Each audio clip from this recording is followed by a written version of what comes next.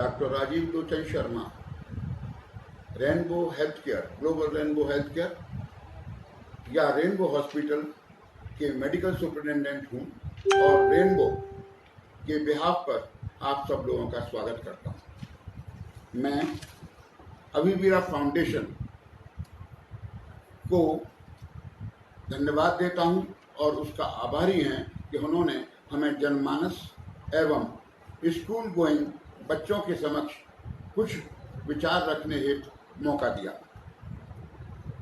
दोस्तों, corona timings यद्यपि एक महामारी का टाइमिंग्स है, पर हमारा उद्देश्य होगा कि हम कोरोना की बीमारी से लड़ें और रोगियों को सांत्वना और ढांढस बनाएं तथा उन्हें सहारे की आवश्यकता हो तो सहारा दें। दोस्तों, रेनबो हॉस्पिटल ये आगरा रीजन में ही नहीं अपितु उत्तर प्रदेश में एक अग्रणी चिकित्सालयों में से एक है। दोस्तों, रेनबो नाम ही खुद में एक परिचायक है कि हम 3 तरीके की बल्कि 7 तरीके की, क्योंकि रेनबो 7 रंग वाला होता है, 7 तरह की सुपर स्पेशलिटीज को ट्रीट करते हैं। दोस्तों, रेनबो हॉस्पिटल की शाखाएं हैं, जैसे आगरा में ही स्थित है Malhotra maternity and health care nursing home, तथा दूसरा रेनबो आईवीएफ, दिल्ली में रेनबो आईवीएफ की भी शाखा है। रेनबो हॉस्पिटल की विषय में, इसकी महत्ता के विषय में सभी लोगों को, जनमानस को विदित है। आज हम रेनबो के एरा में, रेनबो टाइमिंग्स में आपको किस तरीके से अपना समय अकोमोडेट करना है तथा किस प्रकार से इस बीमारी से लड़ना है के विषय में हमारे साथ कुछ स्पेशलिस्ट हैं जो अपने आप को आपके समक्ष रखेंगे। ये स्पेशलिस्ट हैं, 5 इनकी संख्या है तथा इसमें हमारे managing director rainbow doctor Narendra Malhotra, जो एक गायनिकोलॉजिस्ट हैं तथा एक नामी गायनिकोलॉजिस्ट हैं, अपने विचार रखेंगे। और मैं डॉक्टर नरेंद्र मल्होत्रा को इनवाइट करता हूं अपने विचार रखने के लिए। डॉक्टर नरेंद्र मल्होत्रा ये बताएंगे कि what is virus corona and what is virus corona pandemic, दोनों बातें डॉक्टर साहब आपको बताएंगे। डॉक्टर साहब please.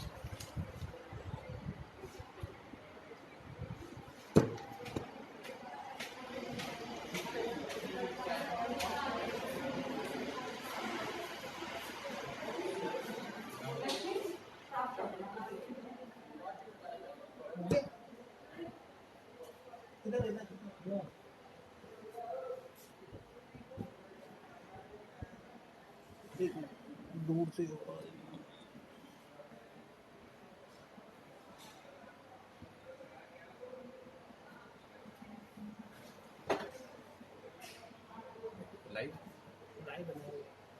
Namaskar. Good morning students, good morning people, good morning Agra, good morning UP, good morning India. Today we are fighting a very difficult virus and disease. We doctors are perplexed because we don't know where we are heading, and because there is no treatment, there is so much confusion on how to handle this disease. So what I am going to tell you today is briefly on what ये pandemic या epidemic होता क्या है, और फिर ये corona epidemic और corona pandemic कैसे हुआ और क्यों हुआ। ये बहुत सारी रिसोर्सेज है हमारी पब्लिक ने, हमारी सोसाइटी जिसका मैं पास्ट प्रेसिडेंट रहा हूँ, federation of obstetric gynaec societies of India, उसका मैं पास्ट प्रेसिडेंट हूँ। उसने एक बहुत अच्छी गुड प्रैक्टिस गाइडलाइन रिलीज करी है कि कोरोना वायरस महिलाओं के लिए, विमेन के लिए, प्रेगनेंसी के लिए, और ये डिजीज किस तरह से हम लोग को मैनेज करनी चाहिए। And as a gynaecologist, as a doctor practicing in Agra since last 37 years, and 4th generation of gynecologists from my grandfather at Malhotra Nursing and Maternity Home and at Global Rainbow Healthcare, Rainbow Hospital, I bring you greetings and I wish you all the best and health in this difficult times. So what is this disease? Now, since long, mankind ke saath microorganisms have been growing. Since we came, probably microorganisms came much before humanity, 2 billion years before us. And since man or humanity came to Earth, these microorganisms have been threatening men with all sorts of infection. All sorts of infection is what we get.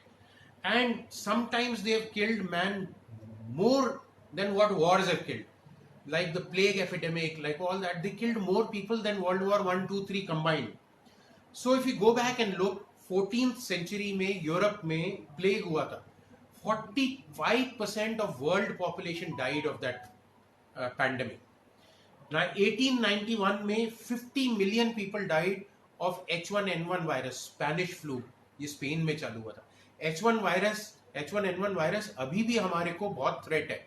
It is known as influenza, it is known as swine flu, और इसका vaccine है luckily. सो अगर आप लोगों ने H1N1 का vaccine नहीं लगवाया है तो प्लीज लगवाइए. Get yourself vaccinated for influenza. And every year, because this virus is very smart, H1N1, ये एवरी ईयर चेंज करता है एंड चेंज करके आता है. So we have to develop a vaccine every year. So this is not a very expensive. Unfortunately, abhi we don't have a vaccine against corona. Then what happened? ये उस time पे भी 1819 में there were no flights, there were hardly any travel. Still the pandemic spread all over the world, from Spain to all over the world. The plague, the European plague, spread all over the world. और ये microbes 19th century, that means last century, 100 years back, man invented antibiotics. Man invented infection control, and with this we controlled these microbes. We killed a lot of them, and we made a lot of vaccines against polio, against tuberculosis. All these viruses and bacteria, we killed them, and that is when the victory we thought we have won over the microbes. But it was not there. 20th century, we see now, since last December, this new virus has come, which is killing us more than what it is. So what happens? एक बार हम लोगों को कोई infection, ये virus which is everywhere, air में, touch में, it catches us. So we might, अगर हमारा इम्यूनिटी स्ट्रांग है, so we might get no infection. So one category will get no infection, one category will get sub clinical infection. थोड़ा सा खांसी जुकाम हुआ, निकल गया, पता भी नहीं लगा कोरोना इन्फेक्शन था या कॉमन कोल्ड था या इन्फ्लुएंजा था या क्या. तीसरा क्लिनिकल, बहुत बीमार हो जाते हैं, बुखार हो गया और ये हो गया, खांसी जोर से हुई, स्नीजिंग हुई, तकलीफ होने लगी, तो क्लिनिकल इन्फेक्शन हुआ. अब चौथा, उसके बाद हम लोग इस डिजीज के कैरियर बन जाते हैं या इस डिजीज के अगेंस्ट एंटीबॉडी बना लेते हैं और फिर आगे कभी नहीं होगी हमें ये डिजीज. सो जो क्लिनिकल इन्फेक्शन होता है जिन लोगों को, मतलब वो गेट सिक, दे में ईदर बिकम कैरियर, दे में रिकवर, दे में get very sick, they may remain asymptomatic, or they may even die. Small percent. In India, luckily the death rate is very less. These microbes are very, very smart. They're smarter than us, because once we develop a medicine and once we develop a vaccine, they change themselves. So 21st century, 19th, we won the microbes. 21st century, they are back in news because they became resistant to medicine. इन्होंने अपना RNA, DNA, genetics change कर लिया. So जो दवाई हम देते हैं वो काम नहीं करती, और ये नए नए बन के आने लग गए, शक्ल बदल ली. और जो हमारा एनवायरनमेंट अर्थ का हुआ, ग्लोबल वार्मिंग एंड ऑल, उसकी वजह से चेंज कर लिया. फिर हमारे ह्यूमैनिटी ही खुद ही दुश्मन है ह्यूमैनिटी की. कुछ लोगों ने बायो टेररिज्म के लिए आर्टिफिशियल वायरस बना लिए, तो ये आर्टिफिशियल वायरस के अगेंस्ट दवाई नहीं है, वैक्सीन नहीं है, और ये छोड़ देते हैं आर्मियों में, और आर्मी बीमार हो जाती है, जैसे डायरिया की बीमारी हुई थी. But human beings are very strong and human beings are intelligent. We have been the only thing which has a brain and intelligence. So we beat smallpox, we beat polio, and we eliminated almost tuberculosis from very country, and we have managed to eliminate 2 cancers by hepatitis B vaccine and by HPV vaccine, the cancer cervix. So ऐसा नहीं है कि human being, but in vaccines को बहुत time लगा, 10 से 15 साल लगे इन vaccines को बनने में. तो बहुत सारी ऐसी बीमारियां हैं जो इम्यूनिटी हमारी कम होने की वजह से, ऐसे बीमारियां, इन्फेक्शियस बीमारी है, सार्स है, नाइल डिजीज है, हंटा वायरस है, आपने सुना होगा वुहान में कोरोना से ठीक होने लग गए तो हंटा वायरस आ गया, सो ये मारने लग गया। ई कोलाई है, साल्मोनेला है, एंथ्रेक्स है, अभी भी टेटनस है, डेंगू है, H1N1 स्वाइन फ्लू है, बर्ड फ्लू है। तो बहुत सारे वायरस जो अभी हमारे चारों तरफ घूम रहे हैं, जिनका इलाज हमारे पास अभी तक नहीं है या बहुत थोड़ा है। तो अभी हम क्या करते हैं, what actually doctors and government and all the planners do, इस डिजीज की एपिडेमियोलॉजी स्टडी करते हैं कि ये कहाँ से फैला, कैसे फैला। क्योंकि अगर हमें वो चीज समझ आएगी तभी हम इसको रोक पाएंगे कि एक फोकस माइस में टिक्स और वो होते हैं जो टिक्स घूम रहे होते हैं, और कुछ बीमारियां सिर्फ जानवरों में होती हैं जो human being they have jumped and zoonosis and got human, जैसे कि ये corona virus. Corona virus human बीमारी नहीं थी, कोरोना वायरस ह्यूमन बीमारी है, खांसी जुकाम की। ये वाला corona Covid 2, this was not in humans, this was in bats and seafood, and raw bats और raw seafood खाने से वुहान में एक वेट मार्केट में खांसी जुकाम की 100 को दिया, 100 ने खांसी जुकाम की, 1000 को लगा, लाखों को लगा, पूरी दुनिया में फैल गया। सो ये ऐसे फैला। सो क्या होता है, एक बहुत सारे लोग हैं हम लोग, एक को लगी बीमारी तो उसको हम लोग केस बोलते हैं, वो खांसी जुकाम छूने से दूसरे को जाती है। और जैसे मैंने आपको बताया कि other person might just remain a carrier, might remain asymptomatic, might get the disease and might get very sick and might die also. So वो person कहलाता है केस। वो एक केस से फिर वो फैमिली, फिर वो क्लस्टर एक एरिया में, फिर वो जो क्लस्टर ट्रैवल करता है सो वो एपिडेमिक। तो एक ही एरिया में, जैसे सपोजिंग हम कहें आगरा है, ये बीमारी सिर्फ आगरा में ही मिलती है, कुछ नॉर्मल से ज्यादा, 5-6 को मिली तो नॉर्मल है, 10-20 को मिली तो नॉर्मल से अधिक है, 200-300 को मिली तो ये एपिडेमिक है कि इस एरिया में ये होएगा ही होएगा। जैसे मलेरिया के लिए एपिडेमिक है, जैसे सब सहारा माउंटेन से, जो सब हिमालयन माउंटेन से है, वहां थायराइड की बीमारी एपिडेमिक है, तो ये एपिडेमिक है। फिर ये एपिडेमिक अगर दूसरे शहरों में और दूसरे कंट्रीज में और कॉन्टिनेंट्स में फैले तो इसको हम लोग पैंडेमिक कहते हैं। सो ये होस्ट एजेंट एनवायरमेंट का इंटरैक्शन से दिस डिजीज। अब ये डिजीजेस कैसे फैलती हैं, या तो डायरेक्ट छूने से कुछ फैलती हैं, या जब हम बात कर रहे हैं, खांसी जुकाम कर रहे हैं, तो हमारे मुंह से जो है ना माइक्रो ड्रॉपलेट्स निकलते हैं, थूक के थोड़े थोड़े दाने निकलते हैं, एक एक दाने में एक लाखों वायरस है। तो ये जाके, जैसे मैं अभी बात कर रहा हूँ इस मोबाइल पे, मोबाइल के सरफेस पे गिर गए, मेरे लैपटॉप पे गिर गए, मेरे टेबल पे गिर गए, मेरे हाथों में आ गए, फिर मैंने किसी से हाथ मिलाया तो उसके हाथ में आ गए, उसने हाथ अपने आंख में रखा या नाक में रखा तो उसको बीमारी होगी। इस तरह से ये ड्रॉपलेट इन्फेक्शन है। लकीली ये हवा में 2 घंटे से ज्यादा सर्वाइव नहीं करता, पर ये चीजों पे सर्वाइव करता है, कागज पे 2 घंटे, कपड़ों पे 2 घंटे, लिफ्ट के बटन्स पे 6-7 घंटे, किसी किसी पे 10-12 घंटे, किसी किसी पे 3-4 दिन, उस पे ये सर्वाइव करता है। सो जब ये हमारे अंदर आ जाता है, अगर मेरे को पकड़ा तो मैं होस्ट बन गया इसका, तो मेरे से ये खान पीन लेके मेरे अंदर मल्टीप्लाई करता रहता है और मेरे को बीमार कर देता है। और बहुत सारे लोगों को बीमार करे तो उसको हम लोग एपिडेमिक बोलते हैं। और एक ही जगह में ये बीमारी देखी जाए तो उस एरिया को हम लोग एंडेमिक बोलते हैं। और जब ये पूरी दुनिया में फैल जाए तो उसको हम लोग पैंडेमिक बोलते हैं। इस तरह से ये आजकल पैंडेमिक। कुछ बीमारियां स्पोराडिक होती हैं, कभी आई, 1-2 जन आई, जहां कभी नहीं देखी, तो ये बीमारियों को हम लोग स्पोराडिक बीमारियां कहते हैं। सो हम लोग चाहते थे मार्च में, और जब ये पकड़ा गया कि ये कोरोना वायरस स्पोराडिक रहे पूरी दुनिया में या क्लस्टर रहे, पर ऐसा हुआ नहीं और ये पूरे में फैल के इसने पैंडेमिक कर दिया। सो ये कैसे हुआ, वुहान में एक मार्केट में, सी फूड मार्केट में, जहाँ की चाइना में बहुत सारा कच्चा मीट और चिमगादड़ और बैट्स और रॉ फिश और ये सब खाते हैं, पैंगोलिन का एनिमल है उसको खाते हैं। सो वो कोई खा रहा था, उसका सूप पी रहा था, कच्चा खून, उसको लग गई ये बीमारी, क्योंकि ये बीमारी उस बैट की थी। और जब उसको लगी तो जब उसने खांसना छींकना शुरू करा, उसकी फैमिली को लगी, उसके दोस्तों को लगी, वो जहाँ काम करता था उसको लगी, पूरे वुहान शहर को लगी। जैसे ही चाइना को पता लगा, उन्होंने पूरे वुहान शहर को सील ऑफ कर दिया, जिससे चाइना में नहीं फैली। बट जब ये वुहान में हुई थी तो वुहान में बहुत सारे इंडियंस, अमेरिकन्स, यूरोपियंस काम करते थे, इटालियंस बहुत सारे थे, तो वो लोग डर के मारे अपने अपने देशों में गए और वो कैरियर की तरह पहुंचे। तो इटली में सबसे ज्यादा फैली, इंग्लैंड में फैली, स्पेन में फैली, सब धीरे धीरे सब जगह, ईरान में बहुत ज्यादा फैली क्योंकि ईरानी बहुत थे, इंडिया में आई, इंडिया में फैली, केरला में आई, इंडिया में इटली से घूम के आई, सब जगह से आई, और फाइनली अमेरिका में फैली, क्योंकि अमेरिका में बहुत सारे चाइनीज गए। सो अमेरिका में बहुत बहुत जोर से फैली और फैल रही है। सो इस बीमारी को हम लोग जूनोसिस कहते हैं।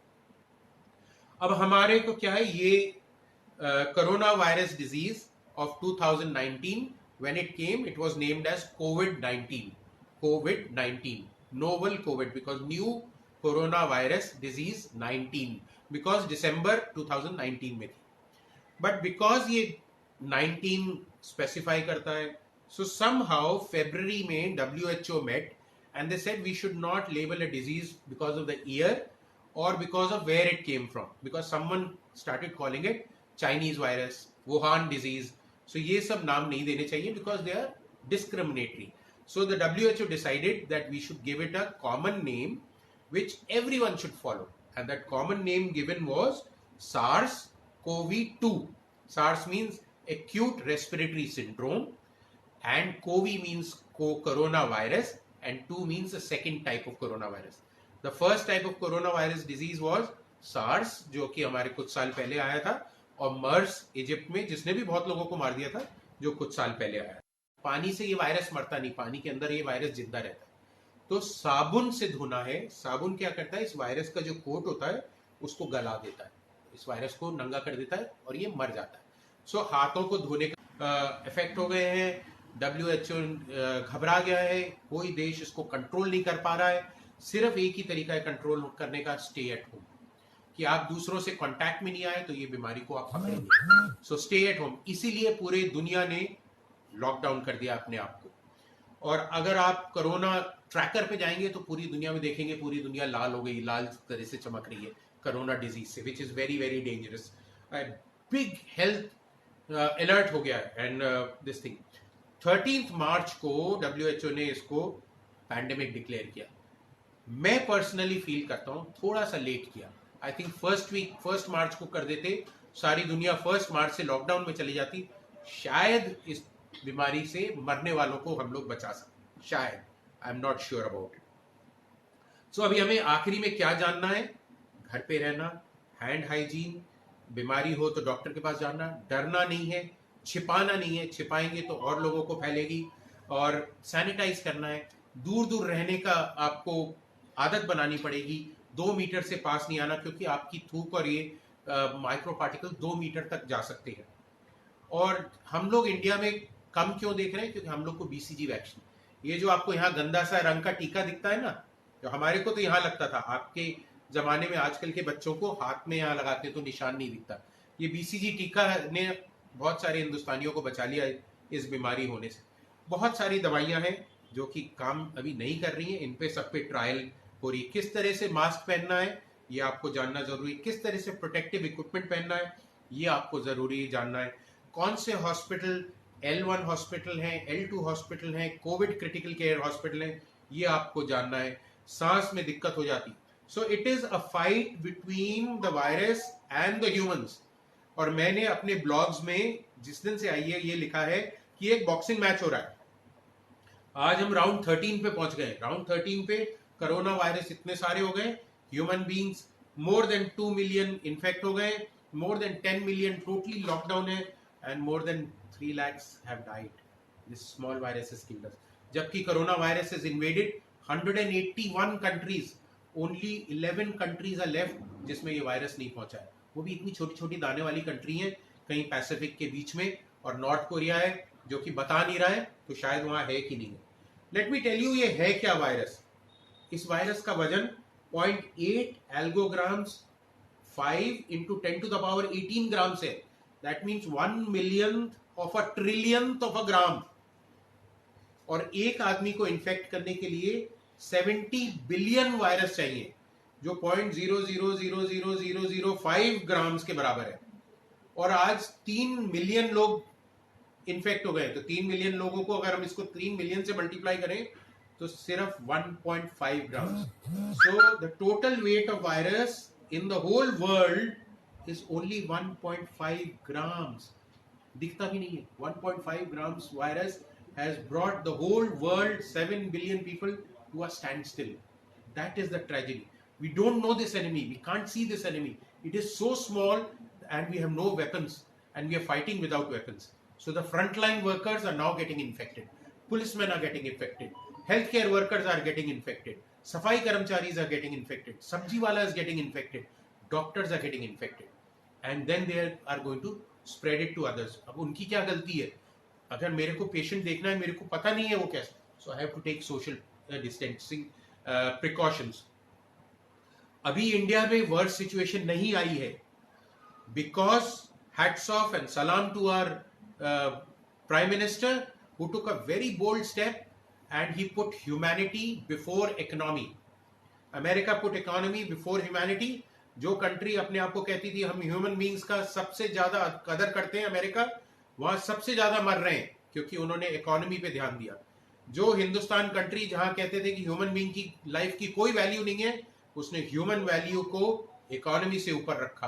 दैट इज वाई अभी तक सिर्फ हम लोग 60,000 इन्फेक्टेड हैं और सिर्फ 2-2,500 लोग मरे इंडिया में सिर्फ. बट ये कहानी की शुरुआत है friends. This is just the beginning of the story. We have to maintain this, we have to control this. हमारे पास कोई और चॉइस ही नहीं है, क्योंकि अगर इंडिया में अमेरिका जैसी हालात बनी सो बहुत सारे लोग मर जाएंगे, बहुत सारे लोग. हेल्थ फैसिलिटीज ने बहुत इंप्रूवमेंट की है, बहुत सारे कोविड हॉस्पिटल गवर्नमेंट ने तैयार किए हैं, इतनी सारी तैयारियां हैं. बट अगर हेल्थ केयर वर्कर्स ही बीमार हो जाएंगे तो हम डॉक्टर कहाँ से लाएंगे, नर्स कहाँ से लाएंगे, कौन ध्यान रखेगा. इटली में आपने देखा लोगों ने सड़कों पे आईसीयू बेड लगाने पड़े, टेंट में बेड लगाने पड़े. सो वैसी स्थिति प्लीज नहीं आने दीजिए इंडिया में. Please be careful, please maintain social distancing, please government की सुनिए, घर में बंद रहिए, थोड़े दिन और रहिए. पैसा आप जरूर कमा लेंगे, economy will come back on track, but life will never come back if you die. So there is an ABCD of coronavirus to Z, and ABCD of coronavirus is what we have to understand and what we have to know. I will put this chart on the way so that you can see all this. And my last appeal with folded hands is stay at home, stay safe, and maintain what is there. So ladies and gentlemen, stay home. That will save lives. Stay home, stay home, stay home. Jai Hind. Thank you, Abhivira, for giving us this opportunity to talk some of our views on COVID-2. We are ready to answer any questions you have. You can post your questions anywhere. Ask them to us. We are there. So I am not on vacation. I am risking my life. I am leaving my family for you. You stay at home so we can save you. Thank you very much. We now go to Dr. Vishwadeepak, who is a physician, and he will talk to you on this disease, how to recognize the common signs and symptoms of the disease.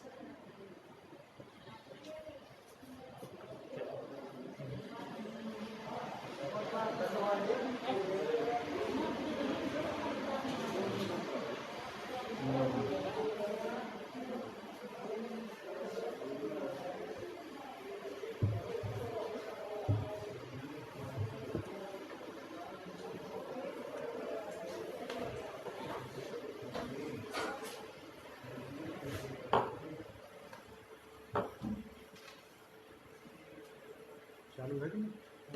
नमस्कार, मैं doctor Vishwadeepak, general physician. आज थोड़ा सा आपको treatment और symptoms के बारे में बताना चाहूँगा. सार्स और कोरोना वायरस 2, जिसको कि आजकल हम लोग कोविड-19 के नाम से जानते हैं. ये एक तरह का वायरस इन्फेक्शन है जिसमें कि सार्स वायरस के प्लस कोरोना वायरस दोनों के लक्षण पाए जाते हैं. इसका सबसे अच्छा इलाज है बचाव, जो कि प्रिवेंशन. हमें सबको ये मान के चलना चाहिए कि ये इन्फेक्शन किसी को भी लग सकता है और हम सारे लोग इस इन्फेक्शन से बच सकते हैं. तो इसके लिए हमें मेंटली स्ट्रांग रहना है. ना ही हमें ओवर कॉन्फिडेंट होना है कि नहीं मुझे तो हो ही नहीं सकता. ना ही हमें इससे डर के रहना है कि जरा सी भी छींक आई कि मुझे कोरोना हो गया है. इसमें सबसे कॉमन जो सिम्टम है वो लोगों को पता ही नहीं चलता, क्योंकि इसमें मैक्सिमम 60 to 70% जो पेशेंट्स हैं उनको कोई भी सिम्टम नहीं आता है. ये इन्फेक्शन लगता है और कुछ समय के बाद अपने आप चला जाता है, जिसकी कि हमें जानकारी भी नहीं होती है. दूसरा होता है कि इसमें जो 20 से 30% लोग जो बाकी बचते हैं, 20 से 25%, ये हल्के से लक्षण आते हैं इनमें, जैसे कि गले में खराश, हाथ पैरों में टूटन, सिर में दर्द, थकान रहना, थोड़ा सा बुखार रहना। तो इसके लिए हमें हर एक व्यक्ति को टेस्ट कराने की आवश्यकता नहीं है। इसके लिए बस जो हम अपने घर पे कर सकते हैं, हमें कपड़े का मास्क लगाना है। जितना भी संभव हो हम अपने लिए अलग रूम की व्यवस्था कर लें, अगर घर में हो सकता है। अगर आपके घर में अलग रूम की व्यवस्था नहीं हो रही है, या आपके लिए अलग वॉशरूम वगैरह नहीं हो पाता है, तो आपके पास में जो भी नियरेस्ट मेडिकल फैसिलिटी है, आप वहाँ पर एक बार कांटेक्ट कर सकते हैं। अब जो लोग घर पर अपने रह सकते हैं, तो उनको सबसे पहले तो अपने को आइसोलेट करना है और एक कपड़े के मास्क का यूज़ करना है। कपड़े का मास्क मैं इसलिए कह रहा हूँ बार बार, क्योंकि आप लोग कई सारे पेशेंट्स जो हैं वो सर्जिकल मास्क यूज़ करते हैं, उसके बाद सर्जिकल मास्क को डिस्पोज करने की हमेशा प्रॉब्लम आती है। अब जो जिनको हल्के फुल्के लक्षण हैं, जैसा कि मैंने आपको बताया कि गले में खराश, थकान, टूटन, हल्का बुखार से दर्द, इनको क्या करना है, इनको किसी भी एंटीबायोटिक की आवश्यकता नहीं है, ना ही इनको हाइड्रोक्सीक्लोरोक्विन लेना है, ना ही जो इतनी सारी आजकल दवाइयाँ आप ऑनलाइन देख रहे हैं उसकी ज़रूरत पड़ती है। हमें इसके लिए क्या लेना है, जब कभी लगे कि हल्का बुखार है या हाथ पैरों में दर्द हो रहा है, टूटन हो रही, तो हम एक सादा पैरासीटामोल 650 मिलीग्राम नॉर्मली ले सकते हैं। और साथ में हमें जो भी कुछ हम खा पी रहे हैं वो गर्म या गुनगुना होना चाहिए, वो ठंडा नहीं होना चाहिए। ज़रूरत लगती है, गले में खराश ज़्यादा है, तो आप उसके लिए गर्म पानी से भाप ले सकते हैं, गर्म पानी से गरारा कर सकते हैं। आपको खास तौर पे इसमें जो चीज़ें अवॉइड करनी है वो है तेल मसाले वाली चीज़ें, ज़्यादा तली भुनी चीज़ें, ठंडी चीज़ें, या बहुत ज़्यादा तेज एसी, या ज़रूरत से अधिक नेबुलाइजेशन। अब इसमें हमें स्पेशल जो प्रिकॉशन रखना पड़ता है, जिन लोगों को रखना है, जैसे कि या तो मरीज को डायबिटीज़ हो, या दमे की बीमारी हो, या उसका COPD का इलाज चल रहा हो, या वो किडनी का मरीज हो, या लीवर की प्रॉब्लम हो, या जिसको कैंसर का ट्रीटमेंट चल रहा है या चल चुका है। दूसरे में इसके लिए सावधानी रखनी कि हमें छोटे बच्चों से दूर रहना है और बड़े बुजुर्गों से दूर रहना है। इसके लिए हम कर सकते हैं कि खास तौर पे जो इस तरह के मरीज हैं अगर आपके घर में, तो उनसे हमें खास दूरी बना के रखनी है। जब हम घर में आइसोलेशन में रह रहे हैं तो हमें कोशिश करनी है कि हम सारा काम अपना खुद ही करें। हम अपने कपड़े खुद ही धोएं, हम अपने जो खाने के बर्तन हैं उनको खुद ही धोएं, और जो हमारा जो मास्क हम जिसको बार बार यूज़ कर रहे हैं, इसको हम गर्म पानी में कुछ देर के लिए डुबोएं। अगर आपके पास सोडियम हाइपोक्लोराइड का सॉल्यूशन है तो ठीक है, नहीं है तो घबराना नहीं है। आपके घर में जो डिटॉल रहता है, जो या कोई भी आफ्टर शेव रहता है, आप उसको पानी में एक ढक्कन मिला के उस मास्क को 1 से 2 घंटे के लिए पानी में भीगा रहने दें। उसके बाद उसको धो के अच्छे से धूप में सुखा लें। अब आता है मॉडरेट सिम्टम, मतलब जो जिनको बीच के लक्षण हैं, जैसे तेज बुखार आना, खांसी तेज होना, या कपकपी होना, या सांस फूलना, या थकान होना। तो उनके लिए सबसे पहले हमें करना है कि एक N95 मास्क लगाना है। अगर इनको आसपास में कोई मेडिकल सुविधा है तो आप वहाँ पे OPD बेसिस पे संपर्क कर सकते हैं। अगर आपको लगता है कि दूर है मेडिकल सुविधा, या आप OPD बेसिस पे संपर्क नहीं कर सकते हैं, तो आप इस मरीज को जो भी आपकी नियरेस्ट मेडिकल फैसिलिटी है वहाँ पर आप इनको एडमिट करा सकते हैं। इस तरह के पेशेंट्स की हमको टेस्ट की ज़रूरत होती है। और जो भी इनके कांटेक्ट में आने वाले हाई रिस्क के पेशेंट्स होते हैं, जैसे कि मैंने आपको पिछले उसमें बताया था कि जैसे कोई भी मरीज आपके हैं जिसको डायबिटीज़ है और बाकी किडनी या लिवर की डिसीज़ है, तो इनका हम टेस्ट करा सकते हैं अगर हमें लगता है।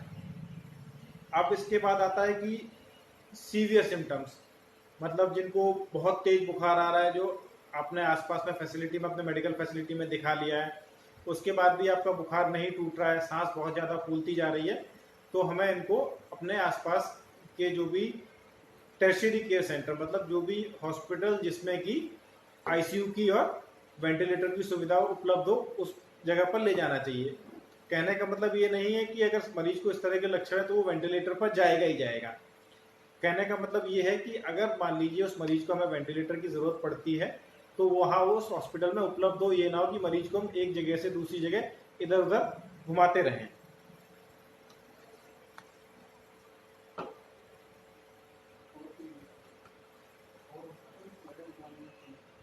अभी आजकल सारे लोग इंटरनेट पे देखते रहते हैं, मेरे पास भी बहुत सारे लोगों के फ़ोन आते हैं कि सर एजिथ्रोमाइसिन ले लूँ, वो इसका ट्रीटमेंट है, या मैं हाइड्रोक्सीक्लोरोक्विन जो न्यूज़ चैनल्स में भी इतना ज़्यादा दिखाई जा रही है, तो हमें उसको अननेसेसरी नहीं लेना है।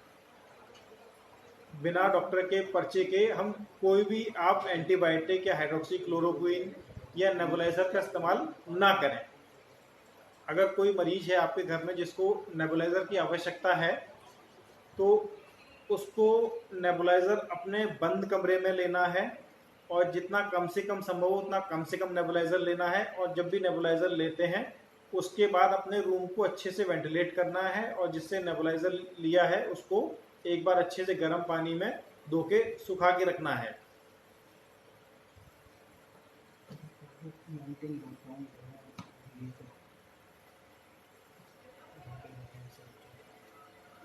और जो मैंने आपको बताया कि इसमें सबसे अच्छा ट्रीटमेंट है प्रिवेंशन, थोड़ा सा मैं उस पर लौट के आता हूँ। प्रिवेंशन में क्या है कि हमें अननेसेसरली बाहर नहीं निकलना है कि नहीं चलिए हमारे पड़ोसी की छत मिली हुई है तो हम लोग शाम को छत पे मिलके एक साथ में खेल लेते हैं, है ना। नहीं तो आपकी बैठ के साथ में मोबाइल पे लूडो खेल रहे हैं, ताश खेल रहे हैं, या अपनी गली में निकल गए या बेसमेंट में निकल गए कि सारे लोग मिलके चलो बैडमिंटन खेल लगी, हम तो दूर दूर से खेल रहे हैं ना, बीच में नेट लगाओ, हम इधर से मार रहे हैं वो उधर से, पर नहीं।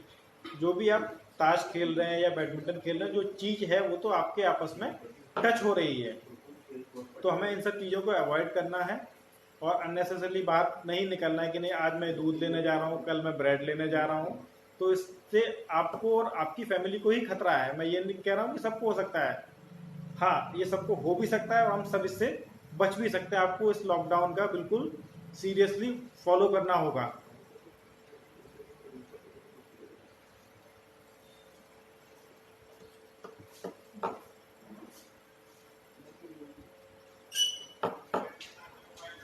और वो थोड़ा सा और बोल, टाइम बहुत है।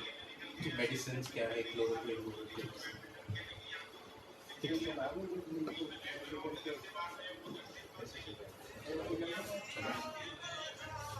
चला दो, उसके बाद थोड़ा सा और मेडिसिन, प्लाज्मा थेरेपी है दिल की आरज़ू, तेरी नदियों में बह जावा, तेरे खेतों में लहरावा, इतनी सी है दिल की आरज़ू।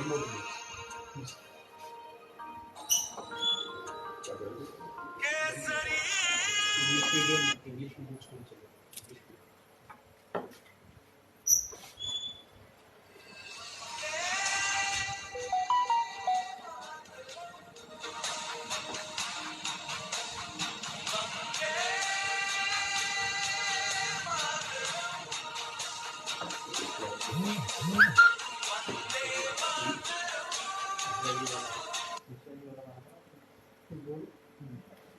अब हम जो इसके लेटेस्ट ट्रीटमेंट पर आते हैं, इसकी बहुत सारी गाइडलाइंस हैं, और जो आप लोग अगर पढ़ेंगे नेट पे पढ़ पढ़ के आप लोग आपस में इलाज से ज़्यादा आप अपने आप को कंफ्यूज कर लेंगे। अब इसका जो सबसे पहला ट्रीटमेंट है जो हर जगह हाईलाइट में आया, हाइड्रोक्सीक्लोरोक्विन। हम सब ने देखा मार्केट में हाइड्रोक्सीक्लोरोक्विन शॉर्ट हो गई। आपको इसको सबको नहीं खाना है, जिसको हल्का लक्षण आ रहा है उसको हाइड्रोक्सीक्लोरोक्विन बिल्कुल नहीं खाना है, क्योंकि इसके बहुत सारे अपने साइड इफेक्ट हैं। खास तौर पे जैसे कोई हार्ट का मरीज है, if somebody is heart patient, तो उसके हार्ट पे ये असर डाल सकता है। किसी को इससे दौड़ा भी आ सकता है, इससे आंखों की रोशनी पे भी फर्क पड़ता है, और बाकी किडनी वगैरह पे भी ये असर डालती है। दूसरा इसका जो ट्रीटमेंट जो ऑथराइज्ड है, जो कि प्रॉपर हॉस्पिटल सेटअप में ही लेना चाहिए, वो आपका कॉमनली यूज होने वाली एंटीबायोटिक है, जिसको हम लोग एजिथ्रोमाइसिन नाम से जानते हैं, जो कि हर जगह हर काउंटर पर मिल जाती है। उसको भी आपको अननेसेसरली नहीं लेना है, क्योंकि आप अननेसेसरी लेके उसको खत्म कर देंगे तो जिसको हमें देना होगा उसके लिए हमारे पास ये बिल्कुल नहीं बचेगा। अब तीसरा आता है इसके लिए आजकल जो चल रहा है जोर शोर से कि plasma therapy. Plasma therapy basically एक बहुत ही रिजर्व तरह की थेरेपी है, जो कि हाईली स्पेशलाइज सेंटर्स में ही दी जाती है। इसके अपने प्रोज एंड कॉन्स हैं, test its own side effects and benefits.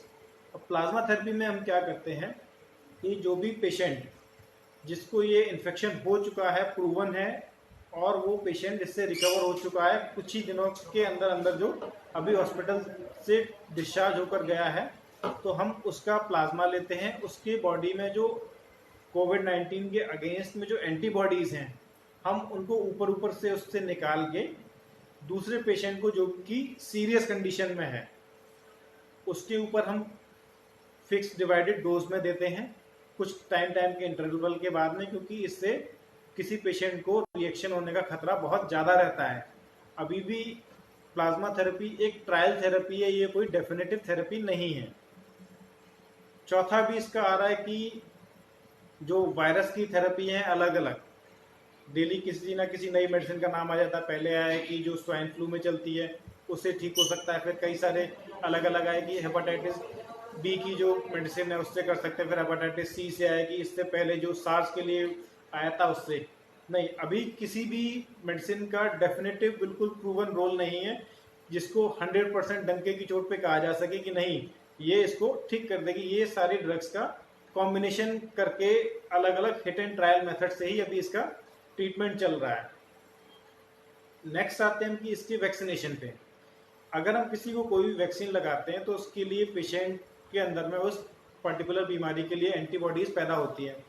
उन एंटीबॉडीज को पैदा होने के लिए अपना टाइम पीरियड एक चाहिए होता है, तो जो कि हम इस तरह के डिसीज में मान के चलते हैं कि कम से कम 9 से 12 महीने का होगा। कि अगर हमने किसी पेशेंट को ट्रायल वैक्सीन आज दिया तो हम 6 से 9 महीने के बाद डेफिनेटली ही कह सकते हैं कि हाँ इस पेशेंट को ये वैक्सीन सक्सेसफुल है।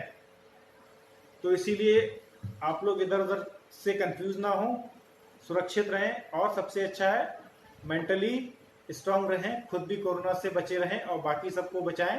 जय हिंद, जय भारत। ओ माई मेरी क्या फिक्र तुझे, क्यों आँख से दरिया बहता है। तू कहती थी तेरा चांद हूँ मैं और चांद हमेशा रहता है। तेरी मिट्टी में मिल जावा गुल बन के मैं खिल जावा, इतनी सी है दिल की आरज़ू। तेरी नदियों में बह जावा तेरी फसलों।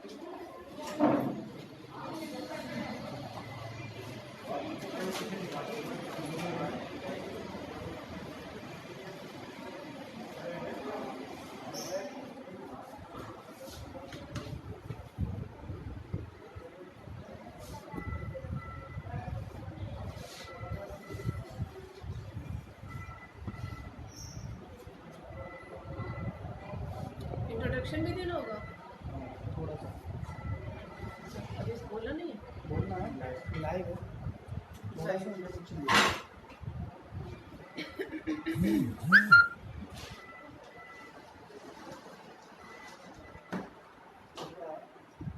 शुरू।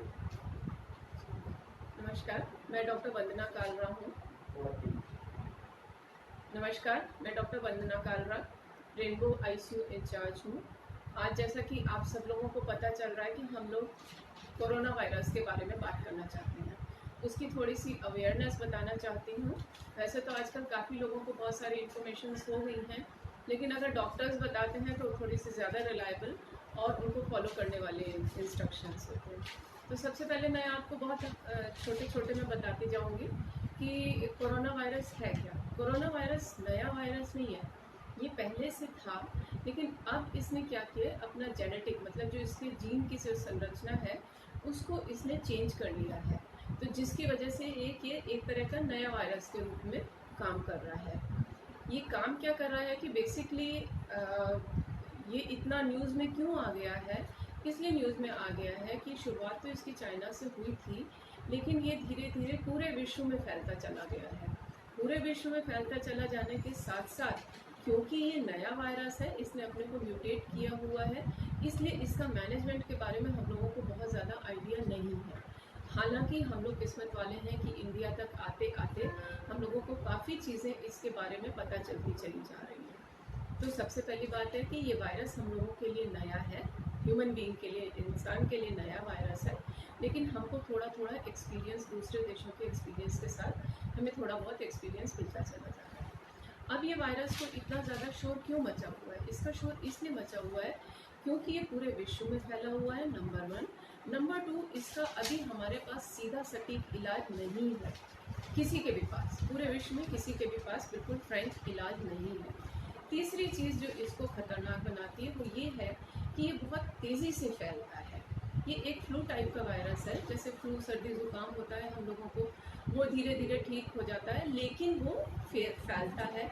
इसी तरह से ये वाला वायरस फैलता बहुत तेज़ी से है। अभी मैं आपको बताऊंगी कि इसके लिए हमें क्या करना चाहिए। अब आ जाते हैं कि इसका क्या लक्षण होते हैं, किस तरह से हमें पता चलता है कि ये वायरस से ही हमारे मरीज़ को या वायरस की वजह से संक्रमण हुआ है। तो ये वायरस जो है वो सांस के रास्ते से जाता है। सांस के रास्ते से जाता है तो सबसे पहले ये मरीज़ को, क्योंकि इन्फेक्शन है तो फीवर करता है, फीवर है, खांसी है, सांस लेने में तकलीफ़ है, और अगर बहुत हल्का फुल्का सिम्टम है तो गले में खराश वगैरह टाइप की चीज़ें होती हैं। तो 3 चीज़ें मेन इम्पॉर्टेंट है, फीवर, कॉफ, डिस्निया मतलब सांस में तकलीफ, ये 3 चीज़ें मेन इम्पॉर्टेंट है। इसके अलावा कुछ छोटे मोटे सिम्टम्स होते हैं जो कि बहुत ज़्यादा कॉमन नहीं होते हैं, जैसे डायरिया है, वोमिटिंग है, एनोस्मिया मतलब कि आदमी को सूंघ नहीं पता चल पाती किसी चीज़ की, स्मेल नहीं आ पाती है। ये छोटे मोटे लक्षण है बट बहुत कॉमन नहीं है। सबसे कॉमन जो है वो चेस्ट का, लंग्स का ऊपर अटैक इसका होता है। और लंग्स में भी क्या होता है, बिकॉज इन्फ्लेमेशन जो बॉडी के अंदर कोई भी अगर कीटाणु या कोई भी विषाणु आता है तो बॉडी का एक रिएक्शन होता है जिसको कि हम लोग बोलते हैं इन्फ्लेमेशन। इसमें जो इन्फ्लेमेशन रिएक्शन बॉडी का है वो बहुत ज़्यादा होता है, बहुत अधिक मात्रा में होता है, जिसकी वजह से फेफड़ों में इन्फ्लेमेशन होनी शुरू हो जाती है। लेकिन ये सब चीज़ें थोड़ी लेट स्टेज में आती है, एकदम से नहीं शुरू होता है। तो अब इसके लक्षणों के हिसाब से हम अगर इसको बांटना चाहें तो हम 2-3 ग्रुप्स में बांट सकते हैं। स्टेज 1 या ग्रुप 1 वो होता है जिनके की मरीजों में कोरोना की जो जांच होती है वो पॉजिटिव आती है, लेकिन उनमें कोई सिम्टम नहीं होता, मतलब उनके अंदर कोई लक्षण नहीं होता है। तो पहला ग्रुप हो गया जिसमें कि जांच पॉजिटिव है लेकिन कोई लक्षण नहीं है। इन मरीजों को हॉस्पिटल में आने की ज़रूरत नहीं होती है, इन मरीजों को घर पे ही रहना चाहिए, लेकिन घर में आइसोलेटेड रहना चाहिए। आइसोलेटेड मतलब किसी एक कमरे में रहना चाहिए जहाँ पे कि उनको किसी और से कांटेक्ट ना हो। ये फैलता 2 तरीके से है, एक तो कोई आपके सामने खांसी करे या छींके, उससे फैलता है, छोटे छोटे ड्रॉपलेट्स निकलते हैं शरीर के मुंह से, वो दूसरे मरीज़ के सामने चला जाए, वो सांस अंदर चली जाए तो उससे फैलता है।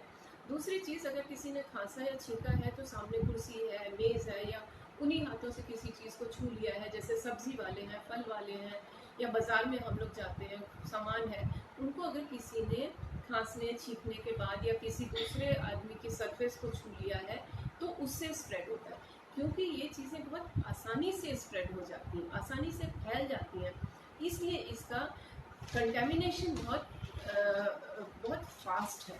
यही चीज़ इसको सीरियस बना देती है। तो पहला ग्रुप तो हमारा हो गया कि कोरोना पॉजिटिव है टेस्ट, लेकिन पेशेंट को कोई सिम्टम नहीं है। इन मरीजों को घर पे रहने की आवश्यकता है, लेकिन घर में क्वारंटीन रहना चाहिए, इनको अलग रहना चाहिए। दूसरा जो ग्रुप आता है उसमें आता है कि कोरोना पॉजिटिव है with mild symptom. Mild symptom मतलब हल्का फुल्का खांसी जुकाम बुखार हो रहा है, लेकिन कोरोना पॉजिटिव है, ऐसे मरीजों को हॉस्पिटल में आने की आवश्यकता हो सकती है। तीसरा जो ग्रुप आता है, जो कि इम्पॉर्टेंट ग्रुप है, उसमें यह है कि खांसी जुकाम बुखार बहुत ज़्यादा है, तेज़ खांसी जुकाम बुखार है और मरीज की सांस की तकलीफ भी हो रही है, सांस लेने में दिक्कत भी हो रही है। ऐसे पेशेंट को डेफिनेटली हॉस्पिटल में जाना चाहिए। हॉस्पिटल में आने के बाद देखा जाता है कि इन मरीजों को आईसीयू की आवश्यकता है या नहीं है। जो शुरुआत के जो लक्षण होते हैं, उसमें शुरुआत होती है फेफड़ों से। धीरे धीरे जैसे जैसे सीरियस होता जाता है मरीज, फेफड़ों के साथ साथ किडनी के ऊपर असर होने लगता है, लिवर के ऊपर असर होने लग जाता है, हार्ट पे असर होने लगता है और कुछ ही केसेस में ये कहते हैं कि सीवीए मतलब कि ब्रेन के ऊपर भी असर होता है। और हमारे शरीर में यही 5 मुख्य अंग हैं जो कि धीरे धीरे सबका इन्वॉल्वमेंट होना शुरू हो सकता है। तो इसलिए ग्रुप 3 वाले पेशेंट जो है वो बहुत ज़्यादा ध्यान रखने वाले होते हैं और उनको हमें ज़रूरत पड़े तो आईसीयू में भी लेना पड़ सकता है। अब इसकी स्प्रेड मैं आपको बता ही चुकी हूँ कि कैसे स्प्रेड होता है। ड्रॉपलेट से होता है।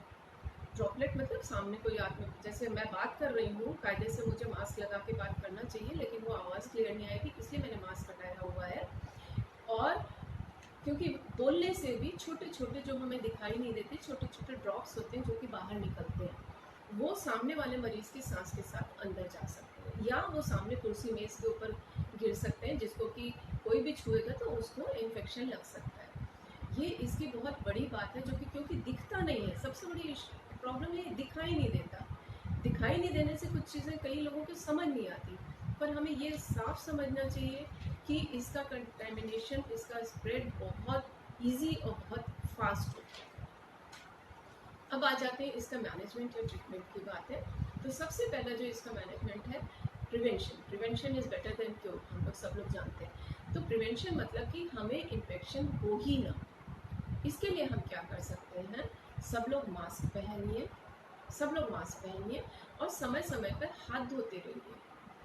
और तीसरी चीज़ है फिजिकल डिस्टेंसिंग, आपस में कम से कम 1-1.5 मीटर की दूरी रख के बात करें, जिससे कि हम बात भी करें तो हमारे जो मुंह से ड्रॉपलेट्स निकल रहे हैं वो सामने वाले तक ना पहुंच पाए। ठीक है, तो ये 3 चीज़ें कि हमें मास्क लगाना है, फिजिकल डिस्टेंसिंग करनी है और बार बार हाथ धोने हैं। चौथी जो चीज़ है कि हमें अपनी इम्यूनिटी को बढ़ाना है। इम्यूनिटी बढ़ाना मतलब कि हमारे ऊपर वायरस अगर अटैक करता है तो हमारे बॉडी के अंदर इतनी क्षमता होनी चाहिए कि वो उस वायरस को पलट के हरा दे। तो इम्यूनिटी के लिए हमें एक सबसे पहले हमारी स्लीप बहुत ज़रूरी है, हमें पूरी स्लीप लेनी चाहिए। खाना हमें प्रॉपर खाना चाहिए, जितने भी बाज़ार के खाने होते हैं जिसमें कि प्रिजर्वेटिव्स पड़े रहते हैं वो नहीं खाने की कोशिश करनी चाहिए। घर का बना ताज़ा खाना खाना चाहिए, प्रोटीन की मात्रा थोड़ी सी बढ़ा लेनी चाहिए। एक्सरसाइज करते रहना चाहिए, जिससे कि एक्सरसाइज करने से हर बॉडी के हर टिश्यू के अंदर, हर सेल के अंदर ऑक्सीजन की मात्रा पहुंचती जाती है। और इस वायरस की सबसे बड़ी प्रॉब्लम है हाइपोक्सिया, मतलब कि बॉडी में ऑक्सीजन की कमी होना। तो इसके लिए हमें अपने शरीर की ऑक्सीजन की मात्रा को बहुत ध्यान देना चाहिए, जिससे कि ऑक्सीजन किसी तरह से कम ना हो। अब हम बात करते हैं कि आईसीयू में अगर जो पेशेंट्स आते हैं तो उन पेशेंट्स की क्या प्रॉब्लम होती है। आईसीयू में जो पेशेंट्स आते हैं वो सबसे पहले रेस्पिरेशन, सांस की दिक्कत के साथ आते हैं। क्योंकि इनके फेफड़ों, मैंने अभी आप लोगों को बताया कि फेफड़ों में इन्फ्लेमेशन रिस्पॉन्स बहुत ज़्यादा होता है, बहुत तेज़ी से इन्फ्लेमेशन होती है फेफड़ों में, जिसकी वजह से शुरुआत में तो कई पेशेंट्स को हम लोगों को ऑक्सीजन लगानी पड़ती है, लेकिन अगर ऑक्सीजन से नहीं काम चलता है तो हम लोगों को high flow oxygen, high flow मतलब तेज़ी से ज़्यादा मात्रा से ऑक्सीजन आ रही होती है, वो देने की ज़रूरत पड़ती है।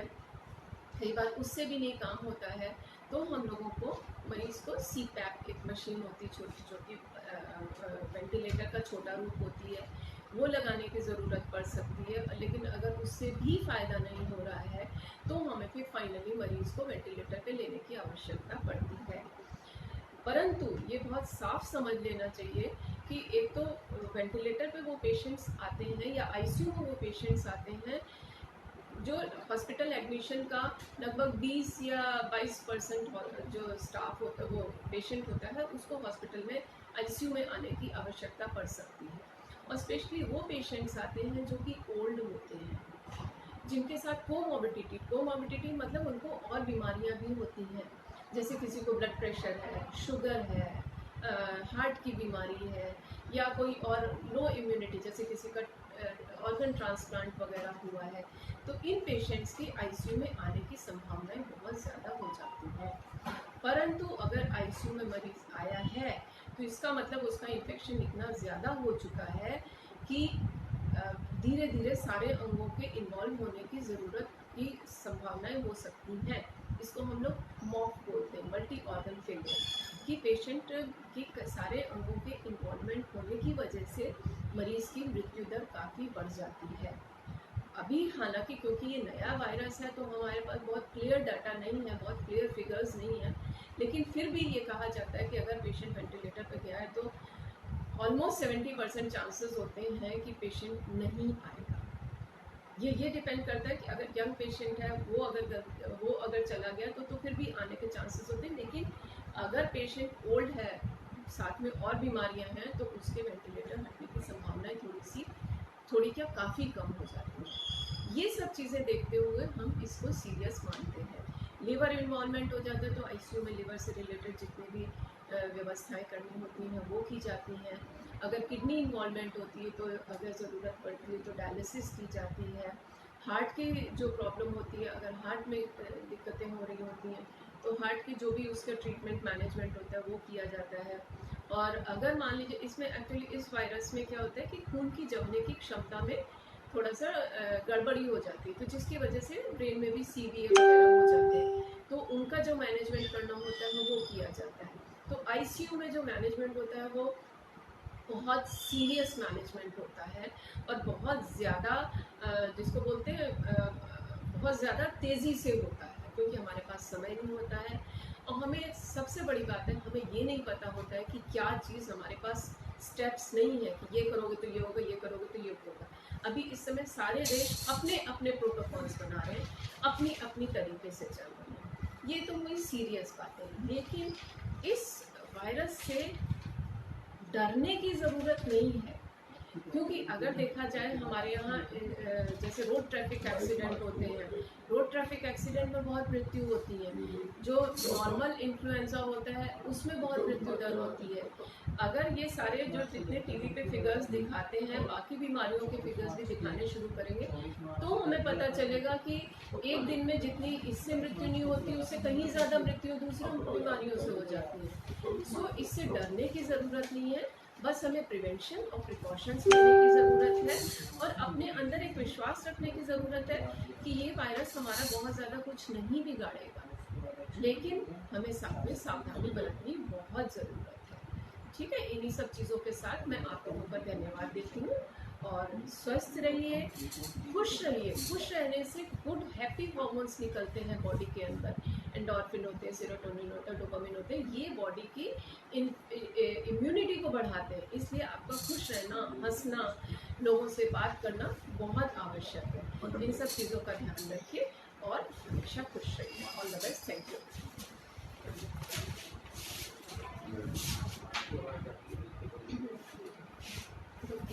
बंद होगी? नहीं चल रहा है। मैं जाऊँ?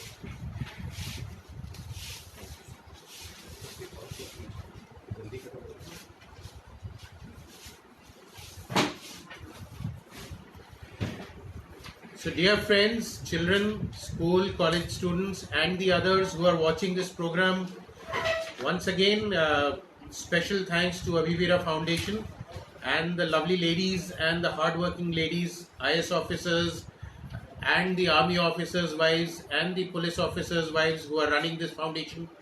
Thank you very much for spreading so much of awareness and inviting so many people from all over on all specialities to talk on this foundation. We have two more doctors on the live show today for you. Dr. R.L. Sharma will be speaking to you, who is the medical superintendent of Rainbow Hospital. Will be speaking to you on how the patients are coming with so much upset moods and all. And then Dr. Jaideep will finally end with diet, exercise and psychosocial. Before that, just have a look at this video.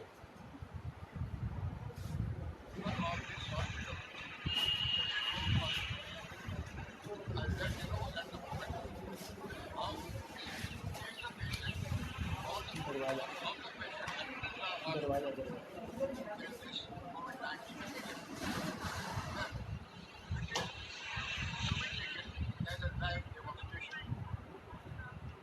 The ambulance will come and the patient with a non-ambulance. This is how hospitals will be handling COVID patients. When patients come, they will be screened at the main gate, sanitized with their hands, asked to wear mask before they go inside, because every patient will be now suspected a COVID carrier, and that is going to make life very, very difficult for the healthcare providers and the for patients themselves. So we all are in tough situation these days. So that is why prevention, as Dr. Vandana just told you, is better than cure. Prevention, prevention, prevention. Take care of yourself, wear mask, follow social distancing, and follow the sanitization rules. So that is how we are going to go. Dr. R.L. Sharma, who will tell you on how the patients are coming with so many problems and how we have to tackle them so psychologically also, and mentally relax them before they actually we start treating them. So you will see your doctors and healthcare officers wearing all these coats. Gone are the days for dressing up. The fashion dress will be now personal protective kits. The fashion dress will be colorful masks and a face shield, and specially designed face shield for women, for men, and for children. So that is how we will be now looking at the future. Dr. R.L. Sharma. Good afternoon, everybody. Gentlemen, this is multiphasic producing problem of corona. As the previous orator said, कि corona नया जन्म लिया है और corona ने कई रूप बदले हैं, इसलिए इसकी वैक्सीन नहीं बन सकती। विभिन्न रूपों से शरीर को ये दुखदाई होता है। लेटर स्टेज में डायरिया हो सकता है, किडनी फेल हो सकता है, लिवर फेल हो सकता है। शुरुआत में तो सांस की ही बीमारी है। शुरुआत में से जानते हैं, डॉक्टर वंदना ने बताया कि 3 स्टेज में से बांटा गया है। मैं बात करता हूँ उसकी सोशल डिस्टेंसिंग और स्टे एट होम से मानसिक विकार थोड़े से लोगों को भर जाते हैं। ये ज़रूरी नहीं है कि हर एक आदमी मानसिक विकार से पीड़ित हो, लेकिन जो आदमी काम करता रहा है उसे अपने घर पर बंद होने में और सोशल डिस्टेंसिंग बनाने में परेशानियां महसूस होने लगती हैं, जैसे कि डिप्रेशन या एंजाइटी डिसऑर्डर। आदमी सुस्त हो जाता है, चिंतित हो जाता है, एंजाइटी डिसऑर्डर, और कभी कभी हाइपर एक्टिव भी हो जाता है अपने को दिखाने के लिए। दोस्तों, ये कंफ्यूजन भी क्रिएट कर देता है। लोग घर पे रहते हैं, जो काम करने वाली महिलाएं हों या पुरुष हों, दोनों को कंफ्यूजन भी क्रिएट कर देता है। दूसरा, कभी कभी बच्चे आए, तब आए, मन उसका नहीं लग रहा है, महिला का या पुरुष का, तो एजिटेटरी भी बिहेवियर उसका हो सकता है। तीसरा, अगर इरिटेबिलिटी भी, बहुत से लोग जो स्ट्रिक्ट रहते हैं, इधर रहते हैं, तो बच्चों के साथ रहने में, पर इसका उल्टा भी है। उल्टा इसका इस तरीके से है कि बच्चों के साथ मन लगाइए, बच्चों के साथ इंडोर गेम्स खेलिए, उन्हें किताबों के साथ पढ़ने के लिए प्रमोट कीजिए, खुद भी किताबों को पढ़ते रहिए। यदि आप पुरुष हैं तो अपनी महिला साथी वाइफ के साथ मिल करके उनके साथ काम में हाथ बटाइए, क्योंकि इस वक्त घर में कोई भी मेड सर्वेंट वगैरह नहीं आती हैं, तो बच्चों को भी डेवलप कीजिए, ये बताने के लिए कि अपना काम अपने आप करना सीखो। और अगर यदि महिला हैं अर्निंग है तो वो पुरुष के काम में भी हाथ बटा सकती हैं, जैसे ऑफिस के कुछ काम हैं जो घर से भी संपूर्ण किए जा सकते हैं। दोस्तों, बहुत इम्पोर्टेंट बात यह है कि भगवान को हम ज़्यादातर याद करते हैं जब दुख होता है। चलिए, सुख में ने याद किया हो ईश्वर किसी भी रूप में, किसी भी लोग जो मानने वाले हैं, हिंदू हो, मुसलमान हो, क्रिश्चियन हो या कोई अन्य हो, तो अपने जिस रूप में भी भगवान को मानते हैं, भगवान पर आस्था रखते हैं, तो उन्हें अपना कुछ समय भगवान के विचार के लिए भी रखना चाहिए, क्योंकि भगवान किसी ने देखा नहीं, लेकिन उसका नाम लेने से जो हमें संबल मिलता है, जो सहारा मिलता है, वो बिल्कुल अलग है। तो दोस्तों, ये भी एक अपनी में भगवान का किसी भी रूप में ध्यान रखना भी आपको इस समय से गुजार सकेगा। ये कोरोना वायरस, ये न समझें कि ये आज खत्म हो जाएगा, इसके कमी होता चला जाएगा, लेकिन दुष्परिणाम को झेलने के लिए आने वाले हमें वर्ष 2 वर्ष करना होगा। हम व्यक्तिगत रूप से यहाँ पर हिंदुस्तान में और देशों की भांति कम कोप से कोरोना के प्रकोप से कम प्रताड़ित हुए हैं। जैसे कि जो मौत और की जो दर है, अमेरिका और इंग्लैंड में जो डेथ हुई हैं उसकी परसेंटेज हमारे यहाँ से ज़्यादा है। और मोदी जी ने एक जो नई श्रृंखला शुरू की थी 22 मार्च को उन्होंने कहा पब्लिक कर्फ्यू, जनता कर्फ्यू। वो एक नई पहल थी और जनता कर्फ्यू के सक्सेसफुल होने के बाद मजबूरी में 24 तारीख से उन्हें ये लॉकडाउन घोषित करना पड़ा, जो 3 फेज में आज तक चल रहा है। इस लॉकडाउन से, सोशल डिस्टेंसिंग से जो मानसिक विकार डेवलप हुए उन्हें दूर करने का फिर एक बार याद दिला दें। तो वही एक तरीका है कि आप अपने को इन्वॉल्व कीजिए घरेलू कार्यक्रमों में। बच्चों, बीवी या हस्बैंड के साथ जो रहने का टाइम नहीं मिल रहा था, वो सब टाइमों को यूटिलाइज करें तथा घर के हर काम में हाथ बटाएं, बच्चों को प्रमोट करें। बच्चे भी बंद रहने के बाद मानसिक रूप से डिप्रेशन में जा सकते हैं और उस डिप्रेशन को दूर करने के लिए केवल एक तरीका है कि उनके माँ बाप उनको किसी तरीके से बताते रहें कि आप इंडोर गेम्स खेलिए, किताबें पढ़िए। बहुत से बच्चे जो स्कूल में पढ़ रहे हैं वो स्वयं की किताबों का कोर्स भी पूरा कर सकते हैं। तथा सबसे बड़ी बात यह है सोशल डिस्टेंसिंग। भले ही ये आपका लॉकडाउन खत्म हो जाए, social distancing and maximum stay at home, क्योंकि मैक्सिमम वर्ड इसलिए कहेंगे कि जब काम वाम शुरू कर देंगे तो हम अपने घर इधर उधर न रह करके घर पर ही रहें। अब मैं डॉक्टर जयदीप मल्होत्रा जो एक IVF साइंटिस्ट भी हैं, उनसे प्रार्थना करूंगा कि वो अपने विचार व्यक्त करें।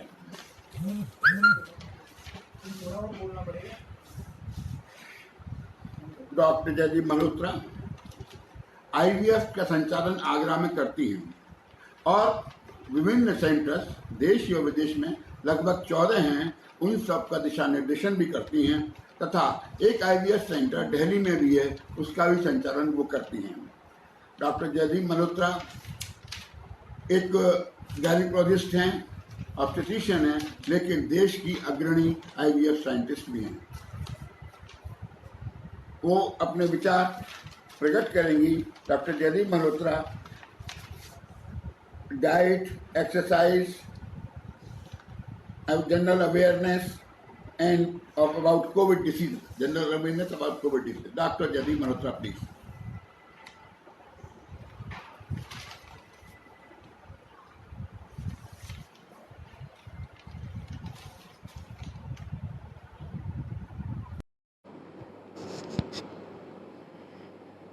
Hello.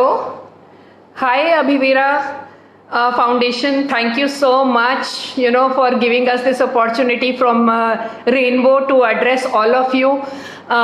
Congratulations for the wonderful job which all of you are doing. Hats off to each and every one of you. I'm Dr. Jaydeep Malhotra. I'm Director Rainbow IVF. I'm a consultant in obstetrics gynecology and infertility specialist. Today from Rainbow we have tried to give you a little insight on कि अभी ये जो इतना pandemic चल रहा है इसमें आप सब लोग अपना कैसे ख्याल रखें। पेशे से तो मैं एक गायनेकोलॉजिस्ट और IVF स्पेशलिस्ट हूँ, लेकिन मैं बहुत सारा सोशल वर्क भी करती हूँ और बहुत सारी संस्थाओं के साथ भी जुड़ी हुई हूँ। तो मैं आज बहुत कुछ ऐसी चीज़ें आपको बताना चाहूँगी जो इस पैंडमिक के दौरान जो हमारी बहुत सारी परिस्थितियां आ रही हैं उनमें आप अपना ख्याल कैसे रख सकते हैं। और थोड़ा सा एम्फेसिस मैं देना चाहूँगी प्रेग्नेंट लेडीज़ के अपने ख्याल पे। तो आज जो मेरा ये छोटा सा एक टॉक है वो आपके न्यूट्रिशन और आपके जो साइकोलॉजिकल डिस्टर्बेंस हो रहे हैं उन पे है। दोस्तों, जो आज से 30 जनवरी को जो पहला कोविड केस जो था वो हमारे देश के अंदर आया, और आज काफ़ी दिन हो गए, काफ़ी महीने हो गए, और हम बहुत ही एक दहशत में जी रहे हैं। एंड ये सबसे पहले मैं आपसे बताना चाहूँगी कि ये दहशत करने की कोई ज़रूरत नहीं है। ये एक आम बीमारी है, लेकिन ये कुछ थोड़ी ज़्यादा कंटेजियस है। तो अगर हम नॉर्मल अपना ध्यान रख पाते हैं कि छोटी छोटी चीज़ें करनी है, सोशल डिस्टेंसिंग के बारे में बहुत लोगों ने आपको बता ही दिया है, सैनिटाइजेशन के बारे में भी बहुत बता दिया है। अब वो सब चीज़ें करते करते लेकिन हमें और भी कई तरह की प्रॉब्लम्स आ रही हैं, जैसे कि खाना पीना है, घर के अंदर बंद है, लॉट ऑफ पीपल जो है वो मेंटली डिस्टर्ब्ड हैं, एंड कई तरह के इश्यूज जो हैं वो हमारे को आ रहे हैं, और उनको हम कैसे एक्चुअली उनका हम ध्यान कर पाएँ या अपने आप को कैसे हम देख पाएँ, ये बहुत इम्पॉर्टेंट चीज़ है। तो कुछ प्रॉब्लम्स तो ऐसे हैं जो हमारे को दिख रहे हैं, लेकिन कुछ प्रॉब्लम्स ऐसे हैं जो हमें दिख नहीं रहे हैं लेकिन फिर भी हमें हो रहे हैं, और वो हमारा स्ट्रेस है। और स्पेशली जो प्रेग्नेंट लेडीज़ हैं या घर में जो बंद लेडीज़ हैं, वो घर में तो पहले भी रहती थी, लेकिन घर में रहने के साथ साथ अभी बाकी हस्बैंड्स हैं और बहुत सारे और फैमिली मेम्बर्स हैं जो अब घर में ही रह रहे हैं, तो उनका जो वर्क शेड्यूल है या जो अपने आप को मैनेजमेंट करने का शेड्यूल है वो टोटली बिगड़ गया है, क्योंकि घर का काम बढ़ गया है, खाने पीने का बोझ बढ़ गया है, सफाइयाँ करना, जो बाहर से आने वाले लोग हैं वो नहीं आ पा रहे हैं, तो आपके ऊपर ही वो सब लोड जो है वो पड़ गया है। तो चाहे वो बहुत पढ़ी लिखी औरतें हैं या चाहे वो जो नॉर्मल घरेलू काम कर रही हैं वो हैं। आज मैं एक बहुत ही एक्सटेंसिव वर्किंग लेडी हूँ, और मैं आपको बता दूं कि मुझे आज हर इंसान जो मुझे घर पे या अदरवाइज हेल्प करता है, मुझे उसकी एक एक कंट्रीब्यूशन का अपनी ज़िंदगी के अंदर एहसास आज बहुत अच्छे से महसूस हो रहा है, और मैं रियली उन सबको थैंक यू करना चाहूँगी जो इतना सब कुछ हमारा ख्याल रखते हैं। अब ये जो पैंडेमिक है इसका बहुत सारी लोगों पे बहुत तरह का असर आया है। सबसे पहला लॉकडाउन, फिर अगर कभी किसी को कुछ सिम्टम्स आ गए तो क्वारंटीन, फिर तीसरा जो मीडिया का इतना बम्बार्डमेंट हो रहा है, 10-50 चैनल हैं और अलग अलग न्यूज़ दे रहे हैं, घर के प्रेशर्स, एक्सेस टू फूड, खाने की लिमिटेड अवेलेबिलिटी, और जहाँ खाना थोड़ा सा लॉकडाउन खुलता है तो लोग भीड़ के साथ सब जगह पहुंच जाते हैं, और फिर जो प्रशासन है उसकी अपनी प्रॉब्लम्स की, अब इनको इन्फेक्शन हो जाएगा तो कहाँ संभालेंगे, हॉस्पिटल्स को अपनी अलग अलग प्रॉब्लम्स आ रही हैं, और जो घर में हेल्प नहीं मिल पा रही है उसमें अलग प्रॉब्लम्स आ रहे हैं। तो और सबसे जो प्रॉब्लम है वो है फियर, कि मुझे अगर ये बीमारी हो गई, या साइकोसिस कि मुझे अगर ये बीमारी हो गई तो मैं क्या करने वाला हूँ या क्या करने वाली हूँ, and that is a big problem. जो लेडीज़ घर में बंद हैं उनके साथ भी कई सारे इश्यूज हैं। अभी हमने देखा है कि जो घर में डोमेस्टिक वायलेंस है वो बढ़ गया है, मार पिटाई या आपस में लड़ाई, और वो एग्रेशन, एब्यूसिव लैंग्वेज या रिलेशनशिप्स में प्रॉब्लम, वो सब चीज़ें भी बहुत बढ़ गई हैं। तो बहुत इम्पॉर्टेंट है कि हम बहुत संयम रखें और हम अपने आप को शांत रखें और अपने पूरे घर को शांत रखें, वो बहुत इम्पॉर्टेंट चीज़ है। अब ये जो ग्लोबल पैंडेमिक है, इसमें जो देखिए, अगर सरकार ने भी शुरुआत करी तो सबसे पहले यही करी कि आपके फाइनेंसेस बिगड़ जाएंगे, आप काम पे नहीं जा पा रहे हैं। दूसरा सबसे जो इम्पॉर्टेंट चीज़ होती है वो खाना नहीं मिलने वाला है, तो खाने की अवेलेबिलिटी कराना। तो सरकार ने बहुत सारे मेजर्स ऐसे लिए कि आपको खाना जो है मिल पाए, और ये एक बहुत इम्पॉर्टेंट एस्पेक्ट है। और अगर कुछ चीज़ें नहीं भी मिल रही हैं तो हमें सबसे पहले तो हमारे पास क्या है उसके लिए थैंक यू बोलना है, क्योंकि अगर वो भी नहीं होता तो हम क्या करते, और ये बहुत एक इम्पॉर्टेंट चीज़ है। लेकिन अब जो मिल रहा है, अब कई लोग क्या करते हैं कि जो भी मिल रहा है सब खरीद लो और घर के अंदर भर के रख दो, चाहे चाहिए या नहीं चाहिए। जो चीज़ आपको नहीं चाहिए आप प्लीज़ मत खरीदिए।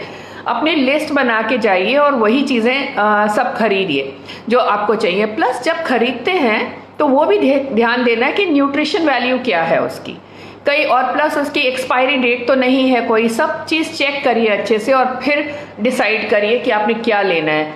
क्योंकि घर के अंदर बंद रहने से जो वैरायटी ऑफ फूड्स है जो हमें नहीं मिल पा रहा है उसकी भरपाई करना ज़रूरी है। क्योंकि आज हम खाली अपनी आज के बारे में सोच रहे हैं, लेकिन हमें आज के बारे में नहीं सोचना, क्योंकि ये जो हमें न्यूट्रिशनल डेफिशिएंसीज होंगी इसका एक तो हमारे इन्फेक्शन के ऊपर अगर कल हुई तो इम्यूनिटी लेवल्स पे बहुत फ़र्क पड़ेगा, और आने वाली पीढ़ी स्पेशली जो प्रेग्नेंट लेडीज़ हैं उनको अगर अच्छे से खाना नहीं मिला तो उनको खुद जो परेशानी होगी प्रेगनेंसी के दौरान वो तो है ही, आने वाले बच्चों पे भी काफ़ी प्रॉब्लम्स होंगी। जैसे कि 1944 के अंदर नीदरलैंड्स या हॉलैंड के अंदर एक अकाल या फैमीन आया था, तो उसके जो इफ़ेक्ट्स थे जब हम लोगों ने पढ़े और देखे तो वो 2 जनरेशन्स तक चले। जो लेडीज़ को प्रेगनेंसी नहीं थी उनको प्रेगनेंसी होने में प्रॉब्लम आई उसके बाद, और जो प्रेग्नेंट थी तो वो वेरियस स्टेजेस ऑफ प्रेगनेंसी में, जैसे कि पहले 3 तिमाही, दूसरी तिमाही, तीसरी तिमाही, उनमें सब में आगे आने वाली पीढ़ी को मोटापा, हार्ट डिजीज़, सांस की बीमारी, डायबिटीज़ और कई तरह की इस तरह की इश्यूज आए। सो इसलिए ये बहुत इम्पॉर्टेंट है कि जो प्रेग्नेंट है इस वक्त, जो जिस स्टेज पे प्रेग्नेंट है वो अपना ख्याल अच्छे से अपने खाने पीने का ख्याल रखें। हम लोग एक हमारा ऐप है जिसका नाम है iMums, IMUMZ। ये ऐप जो है ये प्रेग्नेंट लेडीज़ के लिए एक माध्यम है आपको हेल्प करने के लिए। तो आप में से जो भी अगर प्रेग्नेंट हैं तो आप ये ऐप को डाउनलोड करिए, ये बिल्कुल फ्री है। इसमें सुबह 8 से 9 बजे हम लोग उसमें आपको योगा और मेडिटेशन, आर्ट ऑफ लिविंग के जो हमारे टीचर्स हैं वो आपको कराते हैं, और ये एक इम्पॉर्टेंट एस्पेक्ट है। चाहे आप प्रेग्नेंट नहीं भी हैं तो भी आप थोड़ी एक्सरसाइज ज़रूर करिए, बिकॉज एक्सरसाइज से आपकी बॉडी की एनर्जी लेवल्स, आपकी इम्यूनिटी, ये सब चीज़ें बढ़ती रहती हैं।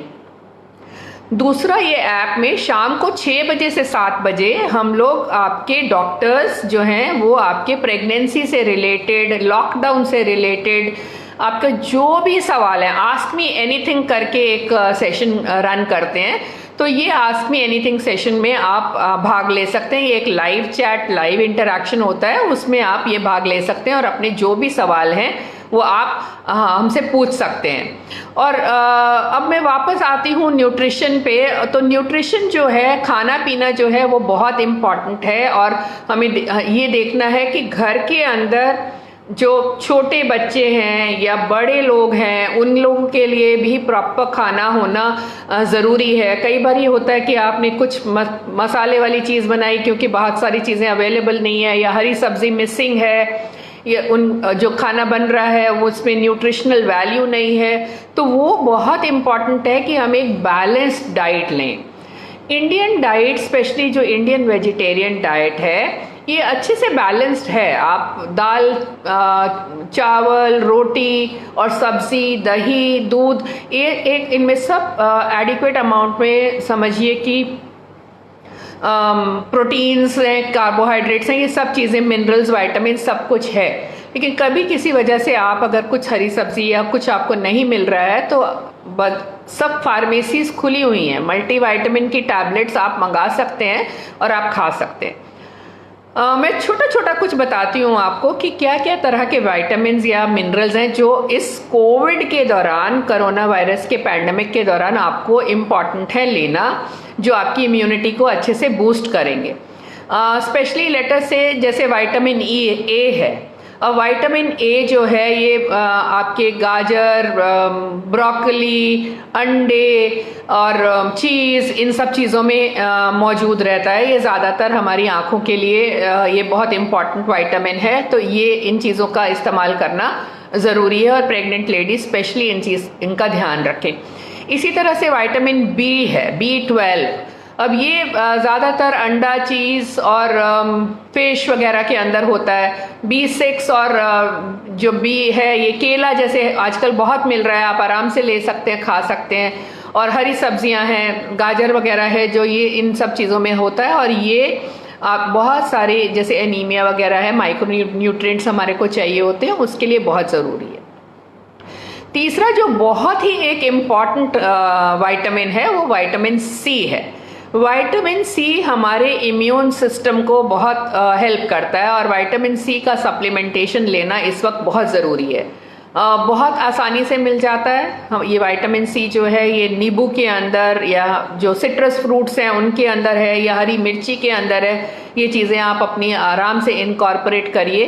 टमाटर वगैरह है या क्रैनबेरीज हैं, ये सब चीज़ें जो हैं ये विटामिन सी से युक्त हैं, और ये आप अपने उसमें ऐड कर सकते हैं डाइट के अंदर, और ये आपका इम्यूनिटी को बढ़ाएगा और आपको जल्दी से जल्दी ये इन्फेक्शन नहीं होगा, और अगर हुआ भी तो उसको फाइट करने में भी ये हेल्प करता है। अगर ना मिले ये सब चीज़ें तो विटामिन सी की टैबलेट है, 500 मिलीग्राम की एक टैबलेट ज़बान के नीचे रख लीजिए, और वो आपको आपकी एडिक्वेट डोज है विटामिन सी की। फोर्थ इम्पॉर्टेंट विटामिन जो है वो विटामिन डी और ई है। विटामिन डी सबको मालूम है सूरज से मिलता है। अगर सुबह आप थोड़ी सी एक्सरसाइज या योगा अर्ली मॉर्निंग उगते सूरज में करेंगे, आप अगर 20-25 मिनट भी वहाँ पे सूरज की रोशनी अपनी स्किन के ऊपर अगर डालते हैं तो विटामिन डी जो है उसका सिंथेसिस आपकी बॉडी के अंदर होता है। और जो विटामिन ई है वो आपके बॉडी के जो फाइटिंग कैपेसिटी है उसको बढ़ाता है, और ये भी अंडों में और ये ऑयल्स के अंदर और ब्रोकली और कैप्सिकम आजकल काफ़ी मिल रही है इनमें, और फिश में होता है, वो आप अपने खाने के अंदर ऐड कर सकते हैं। और ये एक बहुत इम्पॉर्टेंट है, स्पेशली जो लेडीज़ प्रेग्नेंट हैं उनको फॉलिक एसिड सप्लीमेंटेशन लेना ज़रूरी है।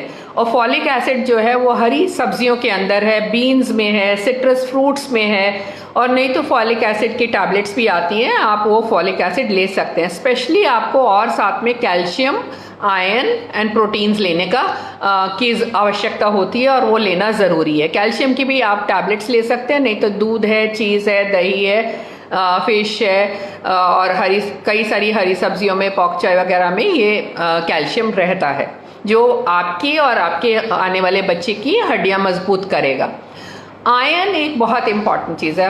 हमारी पॉपुलेशन के अंदर 50% लोग जो हैं वो एनीमिया से पीड़ित हैं, और वो एनीमिया का ऑलमोस्ट 90% कारण जो है वो आपके डाइट के अंदर आयरन की कमी की वजह से होता।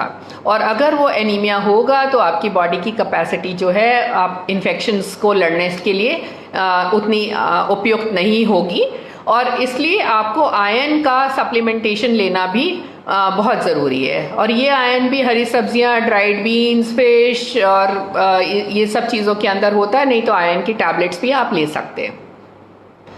प्रोटीन्स मोस्टली जो वेजिटेरियन डाइट है उसमें कहीं ना कहीं थोड़ी सी प्रॉब्लम प्रोटीन्स में आती है, स्पेशली कुछ स्पेशल टाइप ऑफ प्रोटीन्स में, बिकॉज अदरवाइज हमारी दालों के अंदर, नट्स में, पनीर में, इनमें सब में, दूध में काफ़ी प्रोटीन्स होते हैं, और ये प्रोटीन्स जो है ये बॉडी बिल्डर है तो इनको आप इनका सेवन ज़रूर से करिए।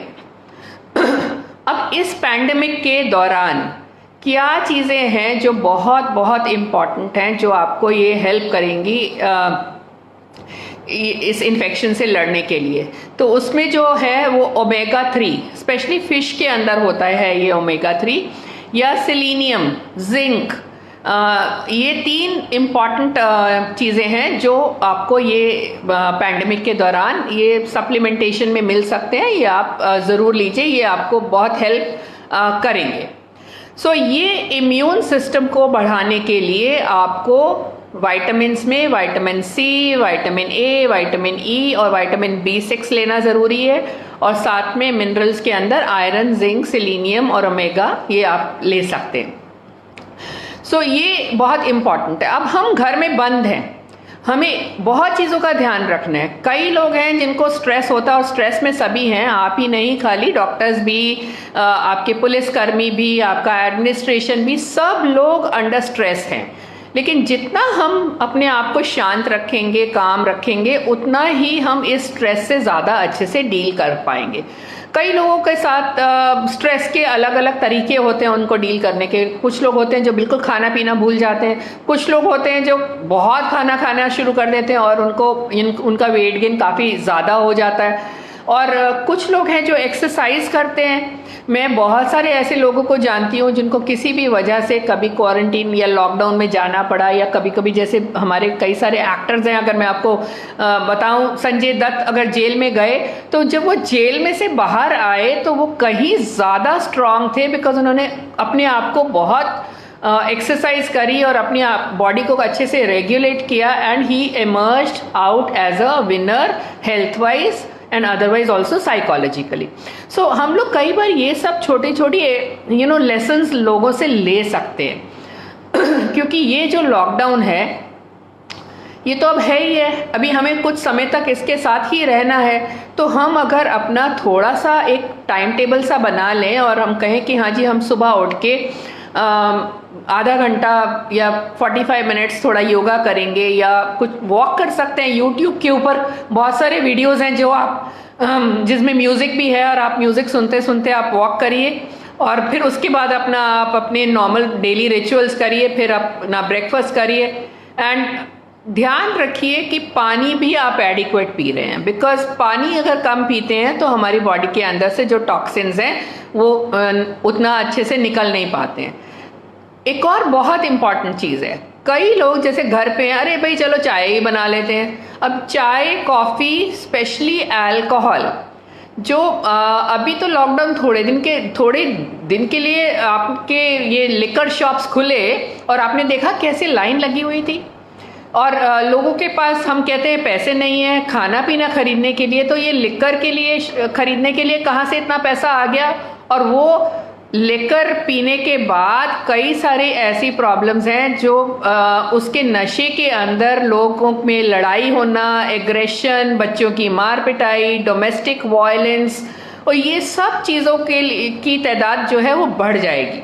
सो आप प्लीज़, मैं हाथ जोड़ के आपको कहना चाहूँगी कि refrain from drinking alcohol during this lockdown, and that is a very important message. हाँ क्या, इधर आओ।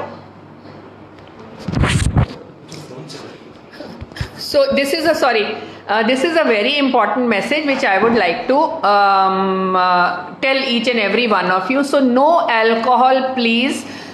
It is not, ये हमारी कोई भी कहीं पे भी हमें कुछ अच्छा नहीं करने वाला है। अब फैमिलीज के लिए सब लोग मिलके मील प्लानिंग करिए, इकट्ठा मिलके खाना पकाइए। हम लोग अपने घर पे हैं, मेरे घर में हस्बैंड हैं, बच्चे हैं, और कोई बहुत हेल्प नहीं है, ओल्ड फादर इन लॉ हैं, तो हम लोग बैठ के डिनर के टाइम पे अगले दिन का पूरा प्लान करते हैं कि हाँ जी हम क्या खाना कल बनाएंगे। एक ही डिश बनाते हैं और एक एक करके एक इंसान बनाता है और दूसरा आदमी बाकी सारे काम करता है। तो ये उससे क्या हो रहा है कि एक फैमिली बॉन्डिंग जो हमें एज डॉक्टर्स, हम सब डॉक्टर्स हैं घर के अंदर, तो वो जो फैमिली बॉन्डिंग है वो बहुत एक दूसरे को समझने का जो हमारे पास बहुत ज़्यादा सालों से समय ही नहीं था, we are utilising that and it's really improved a lot on a mental, physical and other health, and that's very important. जब मैं शुरू में जब ये लॉकडाउन हुआ तो बहुत लोगों के बहुत सारे सवाल आए कि अरे सब्जी लेकर आए तो कैसे धोएं और क्या करें और क्या खाएं। अब एक बहुत इम्पॉर्टेंट चीज़ है जो हमको समझनी है कि अगर हमारा खाने पीने का सिस्टम अच्छा रहता है, प्रोबायोटिक्स होते हैं कुछ जो हमारे इंटेस्टाइन के अंदर, और अच्छे बैक्टीरिया होते हैं जो वो बैक्टीरिया आपके हाजमे को और आपकी गट की जो फाइटिंग कैपेसिटी होती है इन्फेक्शंस को वो मेंटेन करके रखते हैं। ज़्यादातर जो दही है हम कहते हैं उसमें लैक्टोबैसिलस होता है, तो वो लैक्टोबैसिलस की तरह के ही बैक्टीरिया होते हैं जो हमारे गट के अंदर रहते हैं। और उसके लिए कुछ अच्छे किस्म की डाइट्स होती हैं, जैसे कि मेडिटेरेनियन डाइट है जिसमें दही भी है और हरी सब्जियां बहुत होती हैं, वो बहुत इम्पॉर्टेंट है हमारी इम्यूनिटी के लिए और हमारी फाइटिंग कैपेसिटी के लिए। तो वो अपनी डाइट को अगर हम इनकॉर्पोरेट करेंगे तो बहुत अच्छा होगा। दूसरा, जब हम प्लान कर रहे हैं, मील्स को प्लान करते हैं, तो ग्रोसरी शॉपिंग भी बहुत स्मार्ट ग्रोसरी शॉपिंग होनी चाहिए। भरिए मत चीज़ें, आधी चीज़ें फेंकनी पड़ेंगी और वो दूसरे लोगों को इस्तेमाल करी जा सकती हैं। जो दूध जैसे आप खरीद रहे हैं तो कार्टन के ऊपर आप ज़रूर देखिए कि एक्सपायरी डेट उसकी क्या है, फ़ोन, सो एक्सपायरी डेट क्या है, और प्लस हमने कब ख़रीदा है और कब उसका मैन्युफैक्चरिंग था, वो बहुत इम्पॉर्टेंट है जो हम ये सब चीज़ें देखें। सेकेंड थिंग इज़ कि कई सारी जैसे प्रोटीन्स और न्यूट्रिशन है, वो अगर आपको नहीं अच्छे से मिल पा रहा है तो नट्स और ऑयल सीड्स जो हैं ये बहुत इम्पॉर्टेंट हैं, जो आप ख़रीद के अपने पास रख सकते हैं, जल्दी से ख़राब भी नहीं होते और आप रोज़ थोड़े थोड़े उनको खा सकते हैं। जब आप सब्ज़ी लेकर आते हैं तो आप सब्ज़ी को, जब घर में ही डिलीवर हो रही है ज़्यादातर, और वो जो सब्ज़ी है उसका ध्यान रखना ज़रूरी है। उसके जो बाहर के पैकेज है, जैसे कि आप अगर किसी थैले के अंदर लेकर आए हैं तो या तो वो कपड़े का अगर थैला है और ख़राब होने वाली कोई ख़ास चीज़ नहीं है तो उसको आप थोड़ी 2-3-4 घंटे के लिए बाहर रख दीजिए किसी अलग कमरे के अंदर, और फिर आप उसको उसमें से सब्ज़ी निकाल के उसको एक पानी के अंदर नमक डाल के और उसको वॉश करिए अच्छे से और फिर उसको यूज़ करिए। अगर कोई कार्टन्स हैं, वो कार्टन्स को आप बाहर से सैनिटाइज़र के साथ क्लीन कर सकते हैं। अगर जैसे कोई प्लास्टिक की चीज़ें हैं उनको आप अच्छे से साबुन से और पानी के साथ धो सकते हैं, और जब भी खाना बनाएं उसको अच्छे से कुक करके प्रॉपरली बनाइए। अभी मैं आपको बताना चाहूँगी कि जैसे आप भी डॉक्टर नरेंद्र मल्होत्रा ने हमें बताया था कि ये जो वायरस है ये मुंह से जो है ट्रांसमिट होता है ड्रॉपलेट्स में, और ये ड्रॉपलेट्स जहाँ पे भी गिरेंगे वो वहाँ पे ज़िंदा रह सकता है कुछ समय तक। तो ये वायरस एल्यूमिनियम के ऊपर 2 से 8 घंटे तक ज़िंदा रह सकता है। आपकी जो प्लास्टिक के या साइलास्टिक वाले, जैसे हम लोग सर्जिकल ग्लव्स पहनते हैं, उस तरह की जो रबड़ी चीज़ें हैं उनके ऊपर भी 8 घंटे तक ज़िंदा रह सकता है। स्टील के ऊपर ये कम से कम 2 दिन तक जिंदा रह सकता है। लकड़ी के ऊपर 4 दिन तक जिंदा रह सकता है। पेपर के ऊपर 4 से 5 दिन तक जिंदा रह सकता है, और प्लास्टिक के ऊपर जो प्लास्टिक की कुर्सी वगैरह है उनमें भी 5 दिन तक जिंदा रह सकता है। तो हमें ये चीज़ समझना है कि अगर हम इन सब चीज़ों का इस्तेमाल कर रहे हैं तो ये इनका सैनिटाइजेशन होना बहुत ज़रूरी है और हमें ड्यू प्रिकॉशंस लेना बहुत ज़रूरी है। सेकंड बहुत इम्पॉर्टेंट चीज़ जो है कि अब इस लॉकडाउन के दौरान बहुत सारे दिमाग के अंदर हमारे फियर और स्ट्रेसेस आ गए हैं। तो एक बहुत इम्पॉर्टेंट चीज़ मैं आपको बोलना चाहूँगी from a doctor's point of view, क्योंकि हमें कई बार लगता है कि लोगों को ये बात समझ में नहीं आ रही है हमारी, कि हम आपसे ज़्यादा स्ट्रेस में हैं। आप घर के अंदर बंद हो सकते हैं लेकिन हम घर के अंदर बंद नहीं हो सकते। हमको सबकी सर्विस करनी ज़रूरी है। सेकंड बहुत इम्पॉर्टेंट चीज़ है कि अब जब हम ये आपके लिए ये सब सेवा करते हैं तो हम अकेले नहीं कर सकते। हॉस्पिटल के अंदर नर्सेज होती हैं, कंपाउंडर्स होते हैं, सफाई कर्मी होते हैं, वार्ड बॉयज़ होते हैं, लिफ्ट मैन होता है, मतलब आप समझिए कि कई तरह के लोग होते हैं। मैनेजर्स हैं, कैशियर्स हैं, रिसेप्शनिस्ट हैं, बाहर ड्राइवर्स हैं, एम्बुलेंसेज हैं। अब ये सब कर्मी जो हैं ये हमारी हेल्प करते हैं, और ये कर्मी भी आप ही की तरह डरे हुए हैं। और ये कर्मी जो हैं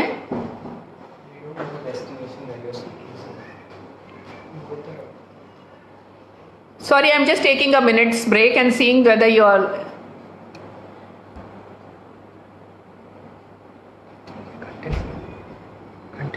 So, ये जो कर्मी हैं ये भी, इनको भी बहुत डर है अपने दिमाग के अंदर, और हॉस्पिटल्स के अंदर नर्सेज और ये सब लोग जो हैं वो आ ही नहीं रहे हैं, और आधे से ज़्यादा लोग गायब हो गए हैं। तो अब डॉक्टर्स तो गायब नहीं हो सकते, और उनको काम भी करना है और आपको ट्रीट भी करना है, और वो बाकी सारी हेल्प के बिना बहुत मुश्किल होती है। तो आप अननेसेसरी स्ट्रेस जो है वो डॉक्टर्स के ऊपर या हॉस्पिटल्स के ऊपर प्लीज़ ना बनाएं।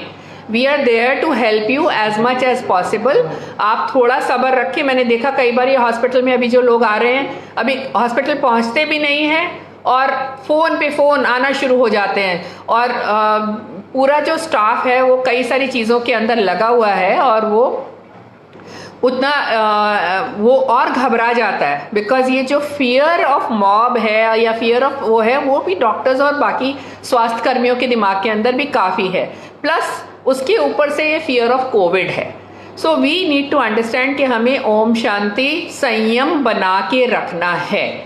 अब कल अगर कभी कोई प्रॉब्लम आ जाती है तो आपको वो प्रॉब्लम के लिए आपको हो सकता है कि आपको क्वारंटीन में या सेल्फ आइसोलेशन में रखा जाए, और वो सेल्फ आइसोलेशन अभी ज़्यादातर अगर कोई देखिए 85% लोगों को कुछ नहीं होने वाला है, लेकिन जो 15% को कुछ होने वाला है, थोड़े मॉडरेट से सीवियर सिम्टम्स होंगे, उनको हॉस्पिटलाइजेशन की ज़रूरत पड़ेगी, और उनके लिए हमेशा सर्विसेज और हमेशा द्वार जो हैं वो हमेशा खुले हुए हैं।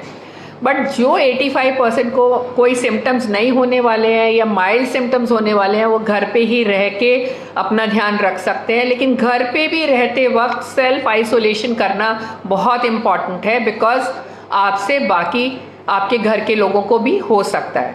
अब जब आप अकेले रहते हैं तो आपको लोनलीनेस, आपको एंग्जाइटी, डिप्रेशन, नींद नहीं आना, ये सब प्रॉब्लम्स आपको हो सकते हैं, तो आप उससे प्लीज़ घबराइए नहीं। मैं ये कहती हूँ कि ये एक ऐसा समय अच्छा सा मिला है जब आप अपना ख्याल रख सकते हैं, आप अपनी पर्सनल हाइजीन का ध्यान रख सकते हैं। आपने कभी कोई अगर मूवी मिस करी है या आपने कोई सीरियल्स मिस करे हैं, आप वो सब देखिए। आप अपनी सेहत के लिए ध्यान रख सकते हैं, आप एक्सरसाइज करिए, आप अपने लिए आप अच्छा सा खाना पका सकते हैं अकेले, पर जब जाएं किचन में तो अकेले जाएं, किसी और को लेकर न जाएं।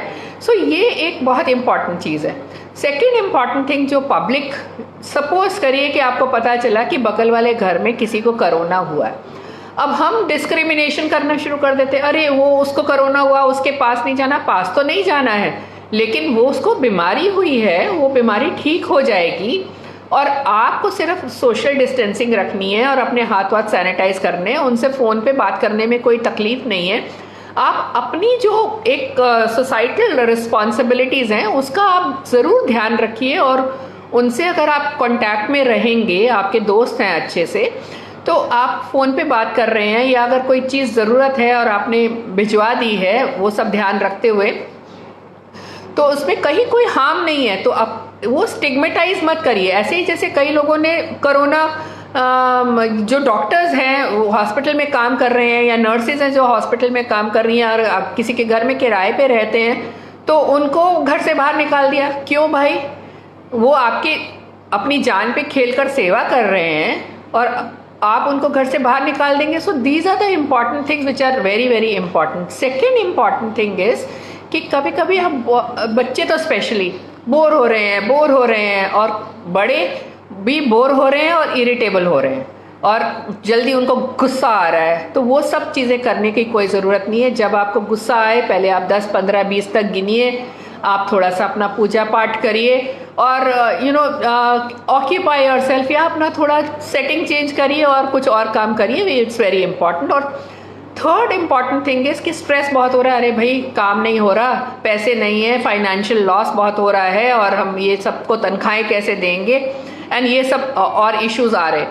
अब आप मुझे एक बात समझाइए कि कल अगर आप बीमार हो जाते हैं और आपके पूरा परिवार आपसे इन्फेक्ट हो जाता है तो फिर वो फाइनेंशियल लॉस क्या होने वाला है।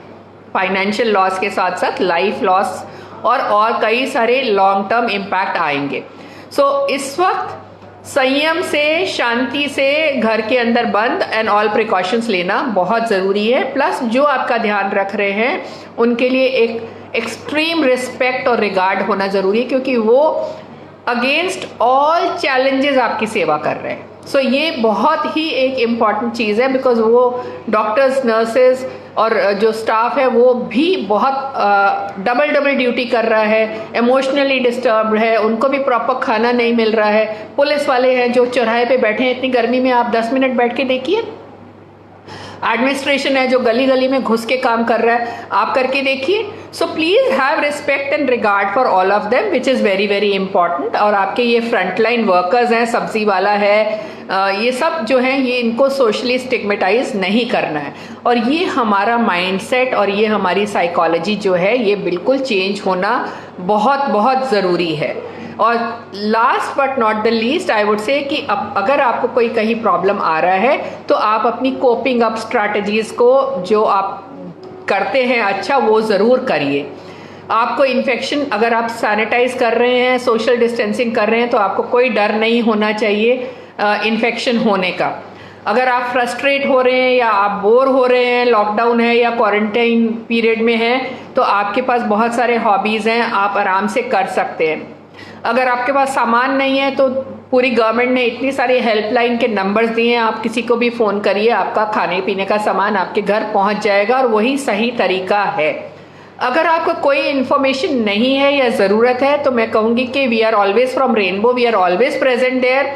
आप रेनबो हॉस्पिटल्स आगरा की वेबसाइट पे डाल सकते हैं, आप हमें पर्सनली कॉल कर सकते हैं, आप हमें फेसबुक पे क्वेरी कर सकते हैं, हम आपका सब जवाब देने के लिए तैयार हैं। और जो स्पेशली प्रेग्नेंट लेडीज़ हैं वो IMMS ऐप के ऊपर अपनी क्वेरीज डाल सकती हैं। अगर आपको कल कोई बीमारी हो जाए तो आप डरिए नहीं, आप पैनिक नहीं करिए, आप बिल्कुल शांत रहिए। आपको कोई एंग्शियस या डिप्रेस होने की ज़रूरत नहीं है, बिकॉज ये भी निकल जाएगा समय, और अच्छे से निकल जाएगा, आप बिल्कुल वरी ना करें। और ये जो अभी पैनिक इतना सब कुछ हुआ, स्पेशली प्रेग्नेंट लेडीज़ जो हैं उनका ध्यान रखना, और ओल्डर लोगों का ध्यान रखना, और स्पेशली बच्चों का ध्यान रखना बहुत ज़रूरी है, और इनमें उनको ऑक्यूपाइड रहना बहुत ज़रूरी है।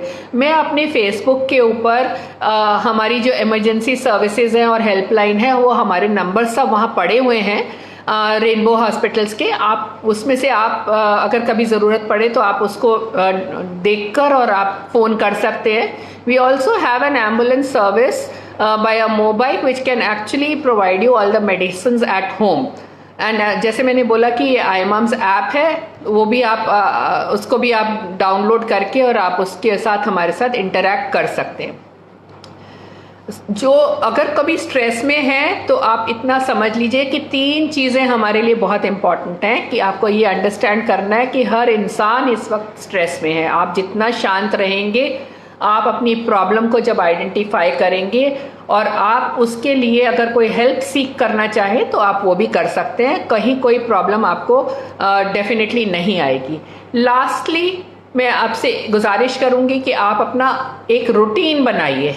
अगर आप घर पे ही बंद हैं तो सुबह से एक रूटीन बनाइए और उस रूटीन को फॉलो करिए। बच्चों के लिए भी वो बनाइए, बिकॉज बच्चों के लिए वो रूटीन बनाना बहुत ज़रूरी है, बिकॉज बच्चे बहुत जल्दी बोर होते हैं। और हर एक्टिविटी के लिए जो बच्चे उस रूटीन में से करें, उस हर एक्टिविटी के लिए उनको पॉइंट्स दीजिए, और उस पॉइंट्स के साथ वो अपना TV टाइम, अपना प्ले टाइम या अपना मोबाइल टाइम जो है वो अर्न कर सकते हैं।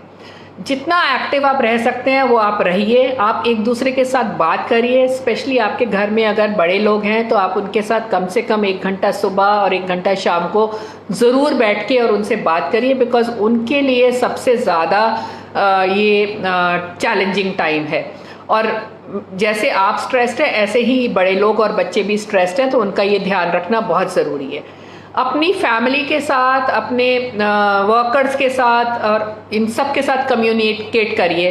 हर रोज़ एक नई एक्टिविटी करिए, ये बहुत इम्पॉर्टेंट, चाहे वो कोई स्पेशल खाना बनाना है, चाहे वो कोई गेम खेलना है, चाहे वो कोई फ्लावर पॉट पेंट करना है, ये सब चीज़ें इम्पॉर्टेंट है। प्लस हॉस्पिटल्स के जहाँ जो भी आपके नियर बाय हॉस्पिटल्स हैं उनके इमरजेंसी सर्विसेज के नंबर्स आपके फ़ोन के अंदर होने चाहिए कि कल अगर कहीं पे आपको प्रॉब्लम आए तो आप उनको कॉल कर सके।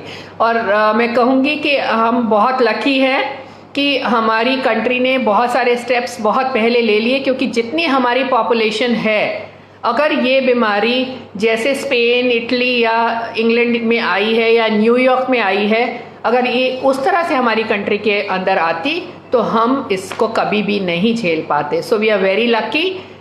We should thank our stars, and we should thank our government and our Prime Minister and all the administration for taking all the lovely steps which they have taken but हमारा फ़र्ज़ बनता है कि हम उनके साथ हाथ में हाथ मिला के उन सब चीज़ों को फॉलो करें.